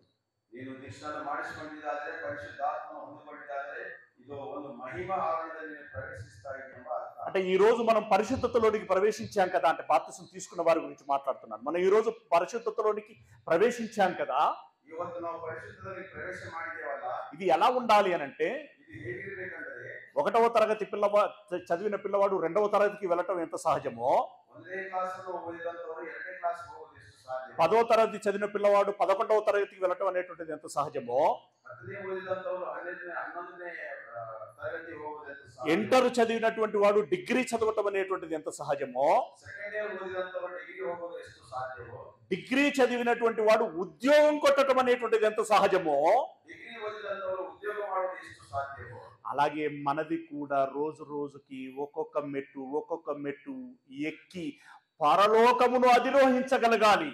ನಾವು ಕೂಡ ದಿನ ಒಂದೊಂದು ಮೆಟ್ಟು ಏರಿ ಪರಲೋಕಕ್ಕೆ ಸೇರಬೇಕು. ఆ మాటను చెప్తున్నాడు చూడండి ఒకసారి. కొరింథీయులకు రాసిన 2వ పత్రిక 3వ అధ్యాయము కొరింథీయులకు రాసిన 2వ పత్రిక 3వ సంధి 18వ వచనము. 18వ వాక్యం. ఇక్కడ మనమందరమును ముసుకులేని ముఖముతో ప్రభు యొక్క మహిమను అద్దము వలె ప్రతిఫలింపచేయుచు. ನಾವೆಲ್ಲರೂ ಮುಸುಕು ಇಲ್ಲದವರ ಹಾಗೆ ದೇವರ ಮುಖವನ್ನು యేసు ప్రభుల వారు దేవత్వాన్ని దేనిలో చూపించాడట? ಯೇಸು ಪ್ರಭು ಅವರು ದೈವತ್ವವನ್ನು ಯಾತ್ರೆಯಲ್ಲಿ ತೋರಿಸಿದ್ದಾನೆ. తన శరీరంలో చూపించాడు. ತನ್ನ ಶರೀರದಲ್ಲಿ ತೋರಿಸಿದ್ದಾನೆ. ఆ దేవత్వం అనేటువంటిది క్రీస్తు మాటలో నుండి ఉలికి పడింది. ಆ ದೇವತ್ವ ಅನ್ನುವುದು ಕ್ರಿಸ್ತನ ಮಾತಿನಲ್ಲಿ ಬಂದಿದೆ. ఆయన క్రియలలో నుండి ఉట్టిపడింది. ಆತನ ಕ್ರಿಯೆಯೊಳಗಿಂದ ಬಂದಿದೆ. ఆ ప్రేమలో కనిపించింది. ಆ ಪ್ರೀತಿಯಲ್ಲಿ ಕಾಣಿಸಿದೆ. ఆ దయలో కనిపించింది. ಆ ದಯದಲ್ಲಿ ಕಾಣಿಸಿದೆ. ఆయన అనుగ్రహించినట్టు రక్షణలో కనిపించింది. ಆತನು ಅನುಗ್ರಹಿಸುವಂತ ರಕ್ಷಣೆಯಲ್ಲಿ ಕಾಣಿಸಿದೆ. అలాగే ఈ రోజు మనము బాప్తిసం తీసుకొని క్రీస్తును ధరించుకొని ఉన్నాం కదా. ಹಾಗೆ ಇವತ್ತು ದೀಕ್ಷಾನ ಮಾಡಿಕೊಂಡು ಕ್ರಿಸ್ತನು ಧರಿಸಿಕೊಂಡಿದ್ದೇವೆ. అంటే క్రీస్తు స్వరూప దేవుని స్వరూపము క్రీస్తు పొందుకుంటే ದೇವರ ಸ್ವರೂಪವನ್ನು ಕ್ರಿಸ್ತು ಹೊಂದಿಕೊಂಡಿದ್ದಾರೆ. ఇప్పుడు క్రీస్తు స్వరూపం మనం పొందుకోవాలి. ಕ್ರಿಸ್ತನ ಸ್ವರೂಪವನ್ನು ನಾವು ಹೊಂದಿಕೊಳ್ಳಬೇಕು. క్రీస్తు స్వరూపం మనం పొందుకుంటే ಕ್ರಿಸ್ತನ ಸ್ವರೂಪವನ್ನು ನಾವು ಹೊಂದಿಕೊಂಡಿದ್ದಾರೆ క్రీస్తు వలె మనము లోకమునకు కనబడతాం. ಕ್ರಿಸ್ತನ ಹಾಗೆ ನಾವು ಲೋಕಕ್ಕೆ ಕಾಣಿಸ್ತೇವೆ. తద్వారా దైవత్వం అంటే ఇలా ఉంటుంది అనేటువంటి విషయం ఒక నిజమైనటువంటి క్రైస్తవుడిని క్రైస్తవురాలిని చూసినప్పుడు తెలిసిపోతుంది. ಅದರಿಂದ ದೈವತ್ವ ಅನ್ನುವಂತ ವಿಷಯ ಒಬ್ಬ ನಿಜವಾದ ಕ್ರೈಸ್ತವರಾಗಿ ನೋಡಿದ ಹಾಗೆ ಕಾಣಿಸ್ತದೆ. అంటే దేవుని ప్రభు యొక్క మహిమను అద్దం వలె ప్రతిఫలింపచేయచ్చు. అద్దము వలె ప్రతిఫలింపచేయచ్చు. నేను ఉదయం మాట్లాడినట్టున్నాను మధ్యాహ్నం. అద్దము వలె ప్రతిఫలింపచేయచ్చు అని అంటే అద్దమును ముందు పెట్టుకుంటే మన ముఖం మనకు ఎంత స్పష్టంగా కనబడుతుందండి. అలాగే మనలను చూస్తే మనలో యేసయ్య కనిపించాలి ప్రపంచానికి. ಕ್ರಿಸ್ತನ ಒಂದು ಮಹಿಮೆ ಕನ್ನಡಿ ಹಾಗೆ ಪ್ರತಿಬಿಂಬಿಸಿದ ಹಾಗೆ ಕ್ರಿಸ್ತನ ಮಕ್ಕಳಿಗೆ ನೋಡಿದ್ರೆ ನಮ್ಮಲ್ಲಿ ಕ್ರಿಸ್ತು ಕಾಣಿಸಬೇಕು ಜನರಿಗೆ. అలా ప్రతిఫలింప చేయొచ్చు. మహిమ నుండి అధిక మహిమను పొందుచు ప్రభువు ఆత్మ చేత ఆ పోలికగానే మార్చబడుచున్నాము. ಕ್ರಿಸ್ತನ ಹೋಲಿಕೆ ಹಾಗೆ ನಾವು ಮಾಡಲ್ಪಡುತ್ತೇವೆ. అంటే ఇప్పుడు బాప్తిసం తీసుకున్న తర్వాత పొందుకున్నటువంటి మహిమ నుండి ప్రతిదినము ఎదుగుతూ పరలోకపు మహిమ అనేటువంటి స్థాయిలోనికి మనం వెళ్ళిపోవాలి అని అంటున్నాడు. ದೀಕ್ಷಾನ ಹೊಂದಿಕೊಂಡ ಮೇಲೆ ಒಂದೊಂದು ಮೆಟ್ಟಲು ಏರುತ್ತೂ ಪರಲೋಕ ಎಂಬ ಮಹಿಮೆಯನ್ನು ಹೊಂದಿಕೊಳ್ಳಬೇಕೆಂಬುದಾಗಿ ಹೇಳ್ತಾ ಇದ್ದಾರೆ. ఆ పరలోకమునకు వెళ్ళిన తర్వాత ఆశ్చర్యపడటం నీ వంతవుతుంది. ಆ ಪರಲೋಕಕ್ಕೆ ಹೋಗಿದ ಮೇಲೆ ಒಂದು ಆಶ್ಚರ್ಯವಾದ ವ್ಯಕ್ತಿ ಆಗುತ್ತದೆ. అద్భుతమైనటువంటి ఆ లోకములోనికి వెళ్ళినందుకు నీవు సంభ్రమాశ్చర్యాలకు గురైపోతావు. అద్భుతమైన ఆ లోకానికి ಹೋಗಿದ ಮೇಲೆ ನೀವು ಸಂಭ್ರಮವಾದ ಆಶ್ಚర్యకార్యాలకు ಒಳಗಾಗುತ್ತೀರಿ. అయితే ಆದರೆ పరలోకము అనేటువంటిది అంత తేరగా రాదు. పరలోకము అన్నంతదో అಷ್ಟು ఈజీ ఆదనಲ್ಲ. ఆఫ్టర్ ఆల్ ఒక గవర్నమెంట్ ఉద్యోగం సంపాదించాలంటే ఈ రోజు విద్యార్థులు ఎంత కష్టపడుతున్నారండి. ఆఫ్టర్ ಒಂದು ಸರ್ಕಾರ ಒಂದು ಉದ್ಯೋಗವನ್ನು ಸಂಪಾದಿಸಬೇಕಂದ್ರೆ ఒక ఐఏఎస్ ఒక ఐపీఎస్ కావాలంటే వాళ్ళు ఎంత శ్రమిస్తారండి. ಒಂದು ಐಎಎಸ್ ಐಪಿಎಸ್ ಆಗಬೇಕಂದ್ರೆ ಎಷ್ಟು ಕಷ್ಟಪಡಬೇಕು. రోజుకు 18 గంటలు శ్రమిస్తారు. ಒಂದು ದಿವಸಕ್ಕೆ 18 ಗಂಟೆಗಳು ಶ್ರಮ ಪಡ್ತಾರೆ. అన్నపానముల మీద దృష్టి ఉండదు.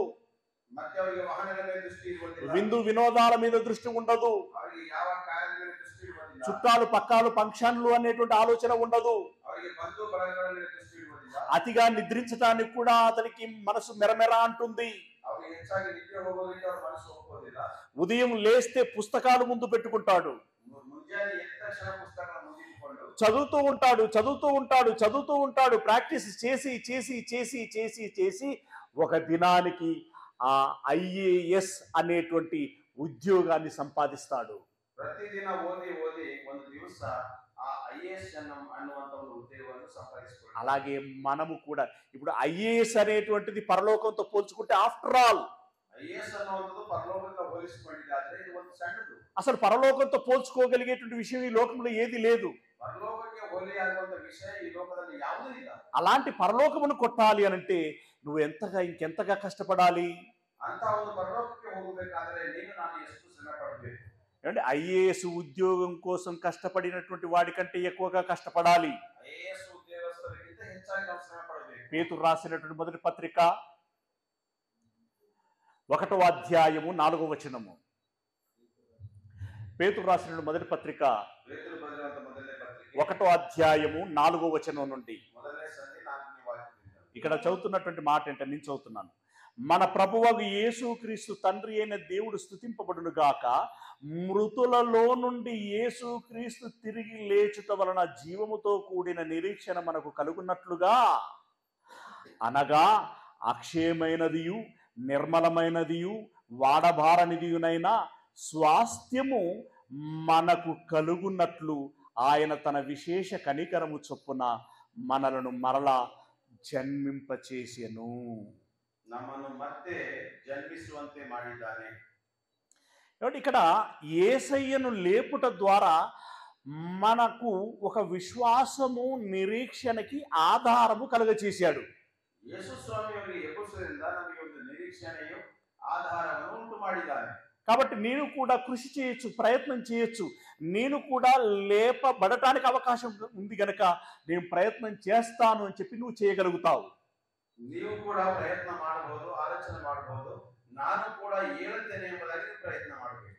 అలా నువ్వు ప్రయత్నం చేస్తే ఇప్పుడు యేసయ్య వెళ్ళినటువంటి చోటుకి నీవు కూడా వెళ్ళగలిగి ఏం పొందుకోగలిగేటువంటి అవకాశం ఉంటుంది అని అంటున్నట్టే ఇక్కడ మనం గమనించినట్టయితే, ಹಾಗೆ ನೀವು ಆಲೋಚನೆ ಮಾಡಿದಾದರೆ ಏನು ಹೊಂದಿಕೊಳ್ಳುತ್ತೀರಿ ಎಂಬುದಾಗಿ ಇಲ್ಲಿ ಗಮನಿಸಿದಾದರೆ ವಾಕ್ಯದಲ್ಲಿ అక్షయమైనది.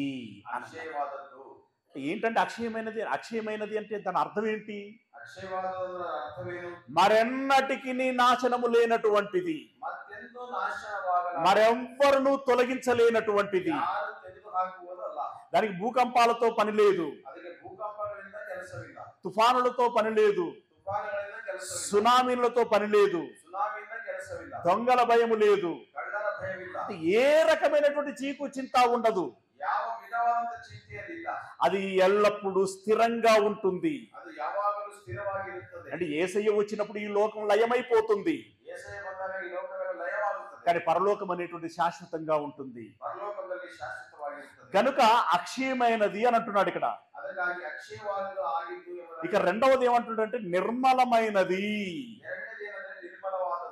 చాలా ప్రశాంతంగా ఉంటుంది. నిర్మలమైనది అని అంటే చాలా ప్రశాంతంగా ఉంటుంది, చాలా ఆహ్లాదకరంగా ఉంటుంది, ఆనందంగా ఉంటుంది, చూస్తుంటే చూడబుద్ధి అవుతుంటుంది, అనుభవిస్తూ ఉంటే ఇంకా ఇంకా అనుభవించాలి అని చెప్పి, ఆస్వాదించాలి అని చెప్పి అనిపిస్తూ ఉంటుంది. ನಿರ್ಮಲವಾದದಂದ್ರೆ ಬಹಳ ಆನಂದವಾಗಿರುತ್ತದೆ, ಪ್ರಶಾಂತವಾಗಿರುತ್ತದೆ. ಅದು ಅನುಭವಿಸ್ತಾ ಇದ್ದರೆ ಇನ್ನೂ ಅನುಭವಿಸಬೇಕೆಂಬುದಾಗಿ ಅನಿಸ್ತಾ ಇರ್ತದೆ. ఏమండి? అక్షయమైనది గాను నిర్మలమైనది గాను వాడబారనిది గాను ఉంటుంది అని అంటున్నాడు. వాడబారనిది అనంటే నీ కోసం కేటాయించింది ఇప్పటి వరకు, అంటే నువ్వు వెళ్ళే సమయానికి నీ కోసం కేటాయించింది ఇది వరకు ఇంకెవ్వరు కూడా అనుభవించలేదు, దాన్ని వాడుకోలేదు. ನಿನಗೋಸ್ಕರವಾಗಿ ಸಿದ್ಧ ಮಾಡಲ್ಪಟ್ಟಿದೆ, ಅಂದರೆ ಅದು ಇಲ್ಲಿವರೆಗೂ ಯಾರು ಅದನ್ನು ಉಪಯೋಗಿಸಲಿಲ್ಲ. తండ్రి ప్రత్యేకంగా నీ కోసం మాత్రమే కేటాయించింది. ತಂದೆ ನಿನಗೋಸ್ಕರ ಮಾತ್ರವೇ ಸಿದ್ಧ ಮಾಡಿದಂತದಾಗಿದೆ. అలా వాడబారనటువంటి స్వాస్థ్యం మనకు కలుగున్నట్లు ఆయన తన విశేష కనికరము చొప్పున మనలను మరలా జన్మింపచేసెను. ఈరోజు బాప్తిస్మం ద్వారా మీలో చాలా మంది ఏమయ్యారు? క్రొత్తగా జన్మించారు. క్రొత్తగా జన్మించారు కదా. ఎందుకు క్రొత్తగా జన్మింపచేశాడట? ఏది అక్షయమైనదిగా ఉన్నదో, ఏది నిర్మలమైనదిగా ఉన్నదో, ఏది వాడబారనిదిగా ఉన్నదో ఆ స్వాస్థ్యము మనకివ్వాలని, మీకివ్వాలని క్రొత్తగా జన్మించండి అని అన్నాడు. క్రొత్తగా జన్మింప చేస్తున్నాడు. ಇವತ್ತು ದೀಕ್ಷಾನ ಮಾಡಿಸಿಕೊಂಡಿದ್ದೆಲ್ಲ ಹೊಸದಾಗಿ ದೇವರು ನಿಮಗೆ ಒಂದು ನಿರ್ಮಲವಾದದನ್ನು ಸ್ವಾಸ್ಥ್ಯವಾದ ನಿಮಗೋಸ್ಕರವಾಗಿ ಇಟ್ಟಿದ್ದಾನೆ. అయితే దాన్ని పొందుకోవటానికంటే ముందుగా, ಅದನ್ನು ಹೊಂದಿಕೊಳ್ಳೋದಕ್ಕಿಂತ ಮುಂಚೆ, అంటే ఈరోజు, రేపు, ఎల్లుండి, ఆవలెల్లుండి, ఈ వారము, ఈ మాసము, ఈ సంవత్సరము, ఇంకా ఎంత మేరకైతే ఆయుష్ ఉంటుందో ఆ ఆయుష్ కాలం అంతా కూడా మీకు ఎలా ఉంటుంది అని అంటే, ನಿನ್ನ ಆಯುಷ್ ಕಾಲಗಳಲ್ಲಿ ಹೇಗಿರ್ತದಂದ್ರೆ, మీరు గమనించినట్టయితే కడవరి కాలమందు బయలుపరచబడుటకు సిద్ధముగా ఉన్న రక్షణ మీకు కలుగున్నట్లు విశ్వాసము ద్వారా దేవుని శక్తి చేత కాపాడబడు మీ కొరకు ఆ స్వాస్థ్యము పరలోకమందు భద్రపరచబడి ఉన్నది. ఓకే, దీన్ని ఇంతసేపు వివరించినటువంటి దాంట్లో అది మిళితమై ఉంటున్నది. ఇంకా కిందికి వెళ్ళినట్టయితే, అందువలన మీరు మిక్కిలి ఆనందించుచున్నారు. ನೀವು ಮುಖ್ಯವಾಗಿ ಆನಂದ ಪಡ್ತಾ ಇದ್ದೀರಿ. ఏమని ఆనందిస్తున్నారు? ಏನೆಂದು ಆನಂದ ಪಡ್ತಾ ఇదిగో నేను బాప్తిసం తీసుకున్నాను, ಇವತ್ತು ನಾನು ದೀಕ್ಷಾನ ತೆಗೆದುಕೊಂಡಿದ್ದೇನೆ, నా పాపాలు తొలగించబడ్డాయి, ನನ್ನ ಪಾಪಗಳು ಹೋಗಿವೆ, నేను పరిశుద్ధులనయ్యాను, పరిశుద్ధురాలనయ్యాను, ನಾನು ಪರಿಶುದ್ಧನಾಗಿದ್ದೇನೆ, ಪರಿಶುದ್ಧರಾಗಿದ್ದೇನೆ, నాకు పరిశుద్ధాత్మ వరము ఉంది, ನನಗೆ ಪರಿಶುದ್ಧಾತ್ಮನ ವರವಿದೆ, భవిష్యత్తులో నాకు పరలోకం అనుగ్రహించబడుచున్నది. ಭವಿಷ್ಯತ್ತಿನಲ್ಲಿ ನನಗೆ ಪರಲೋಕವು ಸಿದ್ಧವಾಗಿದೆ. ఈ ఆనందంతో నీవు ఉన్నావు, ಈ ಆನಂದದಿಂದ ನೀವು ಇರ್ತಿದ್ರಿ, ఉండాలి కూడా. ಇರಬೇಕು, ఈ ఆనందంతో ఉండాలి. ಈ ಆನಂದ ನೀವು ಇರಬೇಕು. అయితే ఆ ఆనందమును దక్కించుకోవటానికంటే ముందు ಆ ಆನಂದವನ್ನು ಸಿಕ್ಕಿಸಿಕೊಳ್ಳೋದಕ್ಕಿಂತ ಮುಂಚೆ ఒక పరీక్ష ఉంటుంది నీకు. ಒಂದು ಪರೀಕ್ಷೆ ನಿಮಗೆ ಇರ್ತದೆ. ఏంటి ఆ పరీక్ష అంటే కిందికి వెళ్తే ఏమంటున్నాడు చూడండి, చాలా జాగ్రత్తగా గమనించండి. ఎన్నో వచనం? 7వ వచనం ఏమంటున్నాడు? 6వ వచనం చదవండి. 6వ వచనం, ఇందువలన మీరు మిక్కిలి ఆనందించుచున్నారు గాని అవసరమును బట్టి నానా విధములైనటువంటి శోధనల చేత ప్రస్తుతమున కొంచెము కాలం మీకు దుఃఖము కలుగుచున్నది. అవసరವಾಗಿ నానా విధವಾದ శోధనಗಳಿಂದ ನಿಮಗೆ దుఃఖವಾಗುತ್ತದೆ. ఇక్కడ ఈ పాయింట్ను జాగ్రత్తగా గమనించాలండి. ఏమంటున్నాడు? ఏమండి, ఈ పరలోకము దక్కుతుంది అనేటువంటి ఆనందంతో మీరు ఉన్నారు, కానీ అవసరాన్ని బట్టి అని అన్నాడు. అవసరాన్ని బట్టి అంటే ఎవరెవరిని ఎలా పరీక్షించాలి అనేటువంటి దృష్టి పెట్టి శోధనకి అవకాశము ఇస్తాడు అని అంటున్నాడు. అవసరದಿಂದ ಯಾರ್ಯಾರಿಗೆ ಹೇಗೆ ಎಲ್ಲರ ಮೇಲೆ ದೃಷ್ಟಿಯನ್ನಿಟ್ಟು ಹೇಗೆ ಪರೀಕ್ಷಿಸಬೇಕೆಂಬುದನ್ನು ಇಲ್ಲಿ ಇಡುತ್ತಾ ಇದ್ದಾನೆ.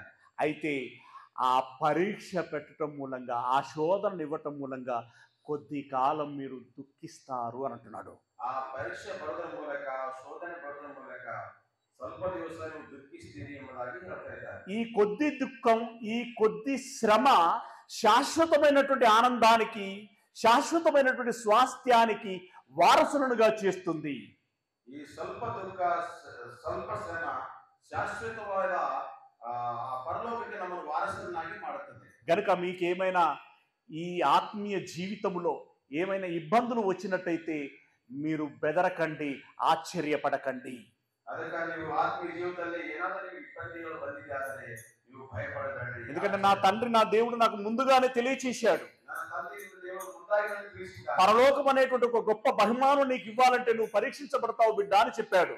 పరలోకవాద ಒಂದು ಬಹುಮಾನ నీకు ಕೊಡಬೇಕಾದರೆ ನೀನು ಪರೀಕ್ಷಿಸಲ್ಪಡ್ತೀಯ ಮಗನೇ. అవసరమైతే యోబు వలె శోధింపబడటానికి సాతానుకు అవకాశం కూడా ఇవ్వబడొచ్చు. అవసరవాದರೆ యోబునాగి శోధనకి ఒಳಗಾಗುವಂತೆ సైతానికి అవకాశం కొడಬಹುದು. కానీ దేవుని మీద ఆధారపడి సాతాను నువ్వు ఎదిరించేటువంటి ప్రయత్నం చేస్తే సాతాను నీ ఎదురు నుండి పారిపోవటం ఖాయం.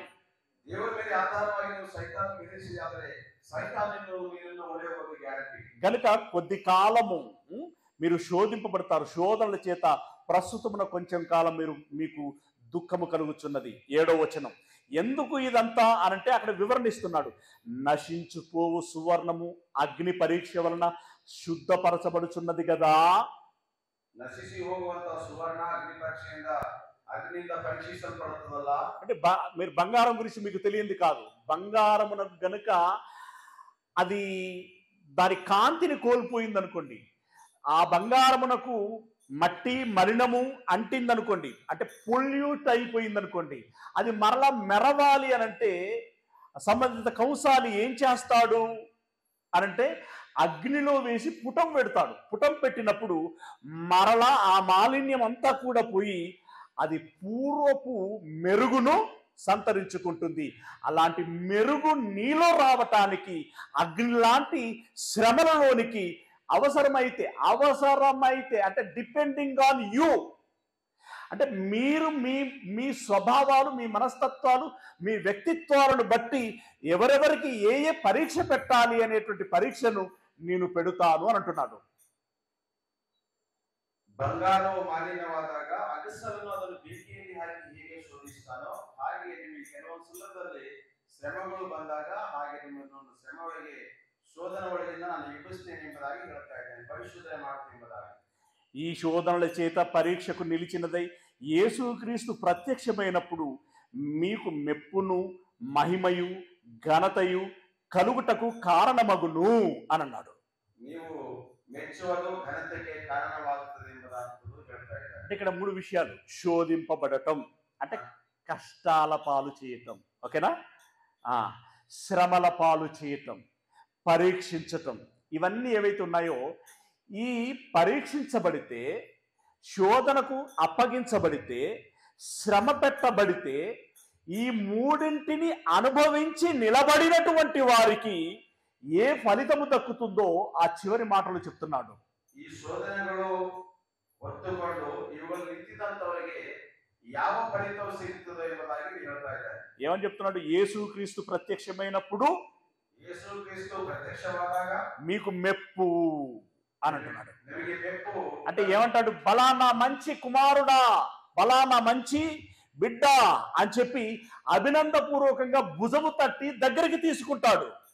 ಅಂದರೆ ನನ್ನ ಒಳ್ಳೆ ಮಗನೇ, ನನ್ನ ಒಳ್ಳೆ ಮಗಳೇ ಎಂಬುದಾಗಿ ಆತನು ನಿಮ್ಮನ್ನು ಭುಜವನ್ನು ತಟ್ಟಿ ನಿಮ್ಮ ಬಳಿಗೆ ಕರೆಕೊಡುತ್ತಾನೆ. ఆ మెప్పుతో పాటు మహిమ అనుగ్రహించబడుతుంది, ಆ ಮೆಚ್ಚುಗೆಗೆ ನನಗೆ ಮಹಿಮೆ ಅನುಗ್ರಹಿಸಲ್ಪಡುತ್ತದೆ, ఘనత అనుగ్రహించబడుతుంది. ಘನತೆ ಅನುಗ್ರಹಿಸಲ್ಪಡುತ್ತದೆ. కోటాను కోట్ల దేవదూతలందరూ కూడా నిన్ను గురించి గొప్పగా పొగుడుతారు. అక్కడ ಕೋಟಾನು ಕೋಟಿ ದೇವತೆಗಳು ಎಲ್ಲರೂ ಕೂಡ ನಿನ್ನ ಬಗ್ಗೆ ಬಹಳ ಉನ್ನತವಾಗಿ ಹೇಳ್ತಾರೆ. అనేక పరీక్షలను, అనేక శ్రమలను, అనేక శోధనలను ఎదుర్కొని తట్టుకొని నిలబడి ఇంత దూరము వచ్చాడు, చాలా గొప్పవాడు అని చెప్పేసి వాళ్ళు కేకలు వేసి నిన్ను ఘనపరుస్తారు అని అంటున్నాడు. అనేక శ్రమలు, అనేక శోధనలు ಹೊತ್ತುಕೊಂಡು ಇಲ್ಲಿ ತನಕ ಬಂದಿದ್ದಾನೆ ಎಂಬುದಾಗಿ ನಿನ್ನ ಬಗ್ಗೆ ಅವರು ಬಹಳ ಘನತೆಯಿಂದ ಮಾತಾಡ್ತಾರೆ. కనుక ప్రియమైనటువంటి దేవుని వారలారా, ಅದಕ್ಕೆ ಪ್ರಿಯವಾದ ದೇವರ ಮಕ್ಕಳೇ, మనందరి దృష్టి ನಮ್ಮೆಲ್ಲರ ದೃಷ್ಟಿ పరలోకం మీద ఉండాలి, ಪರಲೋಕದ ಮೇಲೆ ಇರಬೇಕು. పరలోక స్వాస్థ్యం మీద ఉండాలి, ಪರಲೋಕ ಸ್ವಾಸ್ಥ್ಯದ ಮೇಲೆ ಇರಬೇಕು. మన నిత్య జీవం మీద ఉండాలి, ನಮ್ಮ ನಿತ್ಯ ಜೀವನದ ಮೇಲೆ, మన శాశ్వత ఆనందం కోసమై ఉండాలి, ನಮ್ಮ ಶಾಶ್ವತ ಆನಂದಕ್ಕೋಸ್ಕರವಾಗಿ ఉండబోయేటువంటి దాని మీద మాత్రమే దృష్టి ఉంచాలి.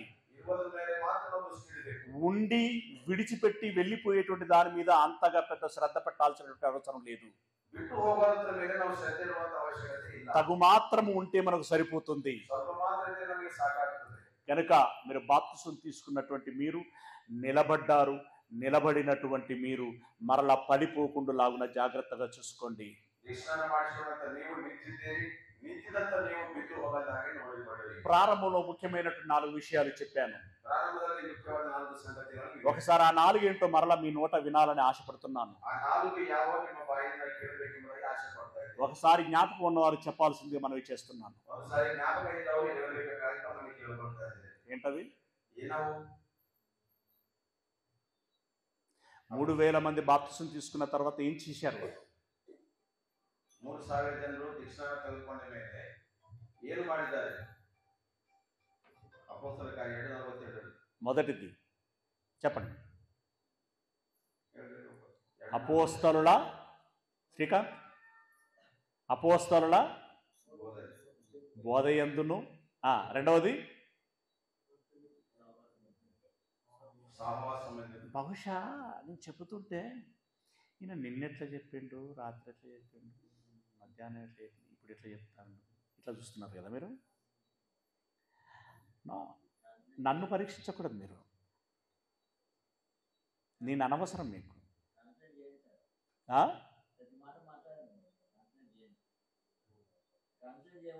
ನಾನು ನಿಂತು ಹೇಳುವಾಗ ನಿನ್ನೆ ಹೆಂಗೆ ಹೇಳಿದ್ರು, ಮಧ್ಯಾಹ್ನ ಹೆಂಗೆ ಹೇಳ್ಯಾರ, ಈಗ ಹೆಂಗೆ ಹೇಳ್ತಾರಂದು ನೀವು ನನ್ನ ಮುಖವನ್ನು ನೋಡ್ತಾ ಇದ್ದೀರಿ, ಪರೀಕ್ಷೆ ಮಾಡ್ತಾ ಇದ್ದೀರಿ. ఇప్పుడు ఈ ప్రారంభ మాటలు ఎన్నిసార్లు అసలు ఇదే. ఇప్పుడు మీరు మిస్ అవ్వకూడదు, మీరు క్యాచ్ చేయాలి, దాన్ని పట్టుకోవాలి అని చెప్పి మరలా దాన్ని తిరిగేసి మరిగేసి చెప్తున్నాను. ఈ మాటలను ನೀವು మరిబారదు ఎంబుదాಗಿ ಮತ್ತೆ ಮತ್ತೆ తిరిగి అవే మాటలను మీకు ಹೇಳ್ತಾ ఇದ್ದೀನಿ. గుర్తించండి, మరలా జ్ఞాపకం చేస్తున్నాను. ఇప్పుడు ఇందాక పాస్టర్ గారు అన్నారు, తెలుసున్నా కూడా కొంచెం భయపడి చెప్పలేరేమో అని అన్నాడు ఆయన. ಇದುವರೆಗೆ ನಾನು ಹೇಳಿದ್ದೇನೆ, ಅಯ್ಯನವರೇ ಇವರು ಎಲ್ಲ ಬರ್ತದಾದ್ರೆ ಇವರಿಗೆ ಸ್ವಲ್ಪ ಭಯಪಟ್ಟು ಹೇಳ್ತಾ ಇದೆ ಎಂಬುದಾಗಿ. అది నిజమా? అది నిజమా? ಅದು ಸತ್ಯನಾ? ఇక నుండి దేవుని బిడ్డలుగా మీరు భయపడాల్సినటువంటి అవసరం లేదు. ಇನ್ನು ಮುಂದೆ ದೇವರ ಮಕ್ಕಳಾಗಿ ನೀವು మీకు జ్ఞాపక శక్తి తక్కువగా ఉంటున్నదా? అడగండి. ನಿಮಗೆ ಜ್ಞಾಪಕ ಶಕ್ತಿ ಕಡಿಮೆ ಆಗಿದೆ, ದೇವರಿಗೆ ಕೇಳಿ. మీరు జ్ఞానాన్ని పట్టుకోలేకపోతున్నారా? అడగండి. ನೀವು ಜ್ಞಾನವನ್ನು ಕಟ್ಟಲಿಕ್ಕೆ ಆಗ್ತಾ ಇಲ್ಲ, ದೇವರಿಗೆ ಕೇಳಿ. కాబట్టి మనకు సమయం అయింది కనుక ముగింపు మాటలు ఏంటవి వాటిని తిరిగి చెప్తున్నాను. ముఖ్యంగా ఆ 3000 మంది బాప్తిసం తీసుకున్న తర్వాత అపోస్తలుల బోధయందు ఉన్నారు. ಆ 3000 ಜನ ದೀಕ್ಷಾನ ಮಾಡಿಸಿಕೊಂಡ ಮೇಲೆ ಅಪೊಸ್ತಲರ ಬೋಧ ಬೋಧನೆಯಲ್ಲಿ ಇದ್ದಾರೆ. రెండవది సహవాసమందు ఉన్నారు. ಎರಡನೇದಾಗಿ ಸಹವಾಸದಲ್ಲಿ ಇದ್ದಾರೆ. మూడవది రొట్టె విరుచుటయందు అంటే సహపంక్తి భోజనములో ఉన్నారు. ಮೂರನೇದು ರೊಟ್ಟಿ ಮುರಿಯುವುದರಲ್ಲಿ ಸಹಪಂಕ್ತಿ ಭೋಜನದಲ್ಲಿ ಇದ್ದಾರೆ. నాలుగవది ప్రార్థనలో ఉన్నారు. ನಾಲ್ಕನೇದಾಗಿ ಪ್ರಾರ್ಥನೆಯಲ್ಲಿ ನಿರಂತರಾಗಿದ್ದಾರೆ. మరి ఇప్పుడు మీరేం చేయాలి? ಅಂದ್ರೆ ನೀವು ಈಗ ಏನ್ ಮಾಡ್ಬೇಕು? బోధలో ఉండాలి. ಬೋಧನೆಯಲ್ಲಿ ಇರಬೇಕು. అంటే ఎక్కడ వాక్యం బోధించబడితే అక్కడ మీరు ఉండాలి. ಎಲ್ಲಿ ವಾಕ್ಯವು ಬೋಧಿಸಲ್ಪಟ್ಟಿದೆ ಅಲ್ಲಿ ಇರಬೇಕು ನೀವು. వాక్యం వినగలిగేటువంటి అవకాశం ఎక్కడ ఉంటే, ఏ విధానంలో ఉంటే ఆ అవకాశాన్ని సద్వినియోగం చేసుకోవాలి. వాక్యವನ್ನು ಕೇಳುವಂತ ಅವಕಾಶ ಇದ್ರೆ ಆ ಸಮಯವನ್ನು ಸದ್ವಿನಿಯೋಗ అంటే ಮಾಡಿಕೊಳ್ಳಿ. పరిశుద్ధులు, మంచి భక్తులు అనేటువంటి వారు ఎవరున్నా కూడా వాళ్ళతో స్నేహం చేయాలి. ಪರಿಶುದ್ಧರು, ಒಳ್ಳೆ ಭಕ್ತರು ಅನ್ನುವಂಥವ್ರು ಯಾರಾದ್ರೂ ಇದ್ದಾರೆ ಅವ್ರ ಜೊತೆ ನೀವು ಸ್ನೇಹ సరే, ಮಾಡಬೇಕು. కలిసి భోజనం చేయటం అనేటువంటిది అది కూడా మంచిది. ಕಲಿತು ಸಹವಾಸ ಭೋಜನ ಮಾಡುವಂಥದ್ದು ಬಹಳ ಒಳ್ಳೆಯದು. నాలుగవది ఏంటి? ನಾಲ್ಕನೇದು ప్రార్థన చేయటం. ಪ್ರಾರ್ಥನೆ ಮಾಡುವುದು. అంటే ఈ 4 విషయాలు మరొకసారి చెప్తున్నాను, తర్వాత మీరు చెప్పాలి. ಈ 4 ವಿಷಯಗಳು ನಾನು ಮತ್ತೆ ಹೇಳ್ತಾ ಇದ್ದೀನಿ, ನೀವು ಹೇಳಬೇಕು. బోధ యందు ఉండాలి, సహవాసములో ఉండాలి, సహపంక్తి భోజనములో ఉండాలి, ప్రార్థనలో ఉండాలి. ಬೋಧನೆಯಲ್ಲಿ ಇರಬೇಕು, ಸಹವಾಸದಲ್ಲಿ ಇರಬೇಕು, ರೊಟ್ಟಿ ಮುರಿದಲ್ಲಿರಬೇಕು, ಪ್ರಾರ್ಥನೆ ಇರಬೇಕು. అంటే ఈ 2 రోజుల ప్రయాసములో మీ నోట ఆ మాటలు వినాలని నేను ఆశ కలిగి ఉన్నాను. ಈ 2 ದಿವಸ ಶ್ರಮೆಯ ಪ್ರಯಾಸದಲ್ಲಿ ಈ ನಿಮ್ಮ ಬಾಯಿಯಿಂದ ಈ ಮಾತುಗಳು ಕೇಳಬೇಕೆಂಬುದಾಗಿ ಆಶೆಯನ್ನು ನಾನು ನಿಂತಿದ್ದೇನೆ. దయచేసి ఈ రోజు బాప్తిసం తీసుకున్న వాళ్ళు చేయొద్దండి. ದಯಮಾಡಿ ಇವತ್ತು ದೀಕ್ಷೆ ಮಾಡಿಸಿಕೊಂಡು ಮೇಲೆ ಕೈಗಳನ್ನು ಎತ್ತಿರಿ. రైట్, మీరు చెప్పండి. ఇప్పుడు ఈ 4 మాటలు ఇప్పుడు చెప్పినవే, ఈ 4 మాటలు తిరిగి చెప్పండి. ಈ 4 ಮಾತುಗಳು ಈಗ ಹೇಳಿದ್ರೆ ದಯಮಾಡಿ ಹೇಳಿ. చెప్పండి పిల్లరా, ಹೇಳಿ. వినబట్టండి గట్టి. బోధ యందు, వెరీ గుడ్. ಸಹವಾಸ. సహవాసమందును, ఓకే, వెరీ గుడ్. ఓకే, రొట్టె విరుచుట అనగా సహపంక్తి భోజనమందును, వెరీ గుడ్. ప్రార్థన చేయటం, అంటే దీన్ని బట్టి నాకు అర్థమైంది ఏంటంటే మీరు చెప్పింది నిజం కదా. Okay, very good. ఇప్పుడు మనం వేటి మీద దృష్టి పెట్టి ఉండాలి? ನಾವು ఎటువైపు చూడాలి? మనం బాప్తిసం తీసుకున్నటువంటి బిడ్డలంగా దేని మీద మనసు కలిగి ఉండాలి? వేటి వైపు చూడాలి? పరలోకం వైపు చూడాలి. అంటే మనకు ఎలాంటి స్వాస్థ్యము అనుగ్రహించబడుచున్నది? ఏమన్నాడు? అక్షయమైనది, నిర్మలమైనది, వాడవారనిదినైనా స్వాస్థ్యం మనకు అనుగ్రహించబడుచున్నది. అవునా? అది పొందుకోవాలి అనంటే కొద్ది కాలం మీరు పరీక్షించబడతారు అని అన్నాడు. ಅದು ಹೊಂದಿಕೊಳ್ಳಬೇಕಾದರೆ ಸ್ವಲ್ಪ ಕಾಲ ನೀವು ಪರೀಕ್ಷೆಗೆ ಒಳಗಾಗ್ತೀರಿ ಎಂಬುದಾಗಿ ಹೇಳಿದ್ದಾರೆ. అంత గొప్ప మహిమ కలిగినటువంటి ఆ పరలోక స్వాస్థ్యాన్ని పొందుకోవాలంటే ఈ కొద్ది కాలములో ఎదురయ్యేటువంటి ప్రశ్నలని, పరీక్షలని మనం ఏం చేయగలగాలి? గెలవగలగాలి, విజయం సాధించగలగాలి. ಅಂತ ಒಳ್ಳೆ ಪರಲೋಕವನ್ನು ಹೊಂದಿಕೊಳ್ಳಬೇಕಾದರೆ ಈ ಸ್ವಲ್ಪ ಕಾಲ ಶ್ರಮಗಳನ್ನು ನಾವು ಜಯಿಸಲ್ಪಡಬೇಕು. కనుక నిలబడండి, ఎక్కడ బలహీనంగా ఉండకండి, ఎవరికి దేనికి అవకాశం ఇవ్వకండి. పరిశుద్ధాత్మ యొక్క సహాయముతో దేవుడు చూపించినటువంటి ఆ తిన్ననైనటువంటి మార్గములో మీలో ఊపిరి ఉన్నంత వరకు కడవరకి నడవండి. ఆ పిమ్మట దేవుడే తన యుద్ధకు చేర్చుకుంటాడు. ಅದಕ್ಕೆ ಬಲವಾಗಿ ನಿಂತುಕೊಳ್ಳಿರಿ, ಯಾವುದಕ್ಕೂ ಅವಕಾಶ ಕೊಡಬೇಡ್ರಿ. ಕೊನೆ ಉಸಿರುವರೆಗೂ ನೀವು ಹಾಗೆ ನಿಂತಿದೆಯಾದರೆ ದೇವರು ತನ್ನ ಬಳಿಗೆ ಸೇರಿಸಿಕೊಳ್ತಾನೆ. నేను వ్యక్తిగతంగా కోరుకునేది ఏంటంటే, ఈ మాట చెప్పుకొస్తాను, నేను వ్యక్తిగతంగా కోరుకునేది ఏంటంటే మీకేమో బాగా శ్రమలు రావాలని నేను కోరుకోవట్లేదు. ನಾನು ವೈಯಕ್ತಿಕವಾಗಿ ನಿಮ್ಮಲ್ಲಿ ಕೇಳ್ಕೊಳ್ಳೋದಂದ್ರೆ ನಿಮಗೆಲ್ಲರೂ ಶ್ರಮೆ ಬರಬೇಕೆಂಬುದು ನಾನು ಕೇಳ್ಕೊಳ್ತೀನಿ. అయితే పరలోకం అనేటువంటి ఒక గొప్ప స్వాస్థ్యం ఇచ్చినప్పుడు అందుకు తగినటువంటి అర్హత కలిగినటువంటి వారుగా ఉండాలని దేవుడు కోరుకుంటాడు. పరలోకದಲ್ಲಿ ಸ್ವಾಸ್ಥ್ಯವನ್ನು ಕೊಟ್ಟಿದಾಗ ಅದಕ್ಕೆ ಬೇಕಾದ ಅರ್ಹತೆಗಳು ಇರಬೇಕೆಂಬುದಾಗಿ ದೇವರು ಕೇಳ್ತಾ ಇದ್ದಾನೆ. దానిలో భాగంగానే రకరకాల పరీక్షలు పెడతాడు. ಅದರಲ್ಲಿ ಭಾಗವಾಗಿ ವಿಧವಿಧವಾದ ಪರೀಕ್ಷೆಗಳನ್ನು ನೀಡುತ್ತಾನೆ. ఆ పరీక్షలు గెలవటానికి మనం ప్రయత్నం చేయాలి. ಆ ಪರೀಕ್ಷೆಯನ್ನು ಗೆಲ್ಲುವುದಕ್ಕೆ ನಾವು ಪ್ರಯತ್ನ ಮಾಡಬೇಕು. దయచేసి మీరందరూ ఈ మాటలు బాగా అర్థం చేసుకొని ఆ ప్రకారంగా పరీక్ష వచ్చినా, శోధన వచ్చినా నిలబడి గెలిచి ఆ పరలోకాన్ని సాధించాలని మనసారా కోరుకుంటూ ఈ మాటల్ని ముగిస్తున్నాను. ದಯಮಾಡಿ ಈ ಮಾತುಗಳನ್ನು ಕೇಳುವಂತ ನೀವೆಲ್ಲರೂ ಶೋಧನೆ ಬರಲಿ, ಶ್ರಮೆ ಬರಲಿ, ಪರಲೋಕಕ್ಕೆ ಸಿದ್ಧರಾಗಿ ಧೈರ್ಯವಾಗಿ ನಿಲ್ಲಬೇಕು, ಆ ಸ್ವಾಸ್ಥ್ಯವನ್ನು ಹೊಂದಿಕೊಳ್ಳಬೇಕೆಂದು ಈ ಮಾತುಗಳನ್ನು ಮುಕ್ತಾಯಪಡಿಸ್ತೇನೆ. Okay, God bless you all. ದೇವರನ್ನೆಲ್ಲ ಆಶೀರ್ವಾದ ಮಾಡಿ.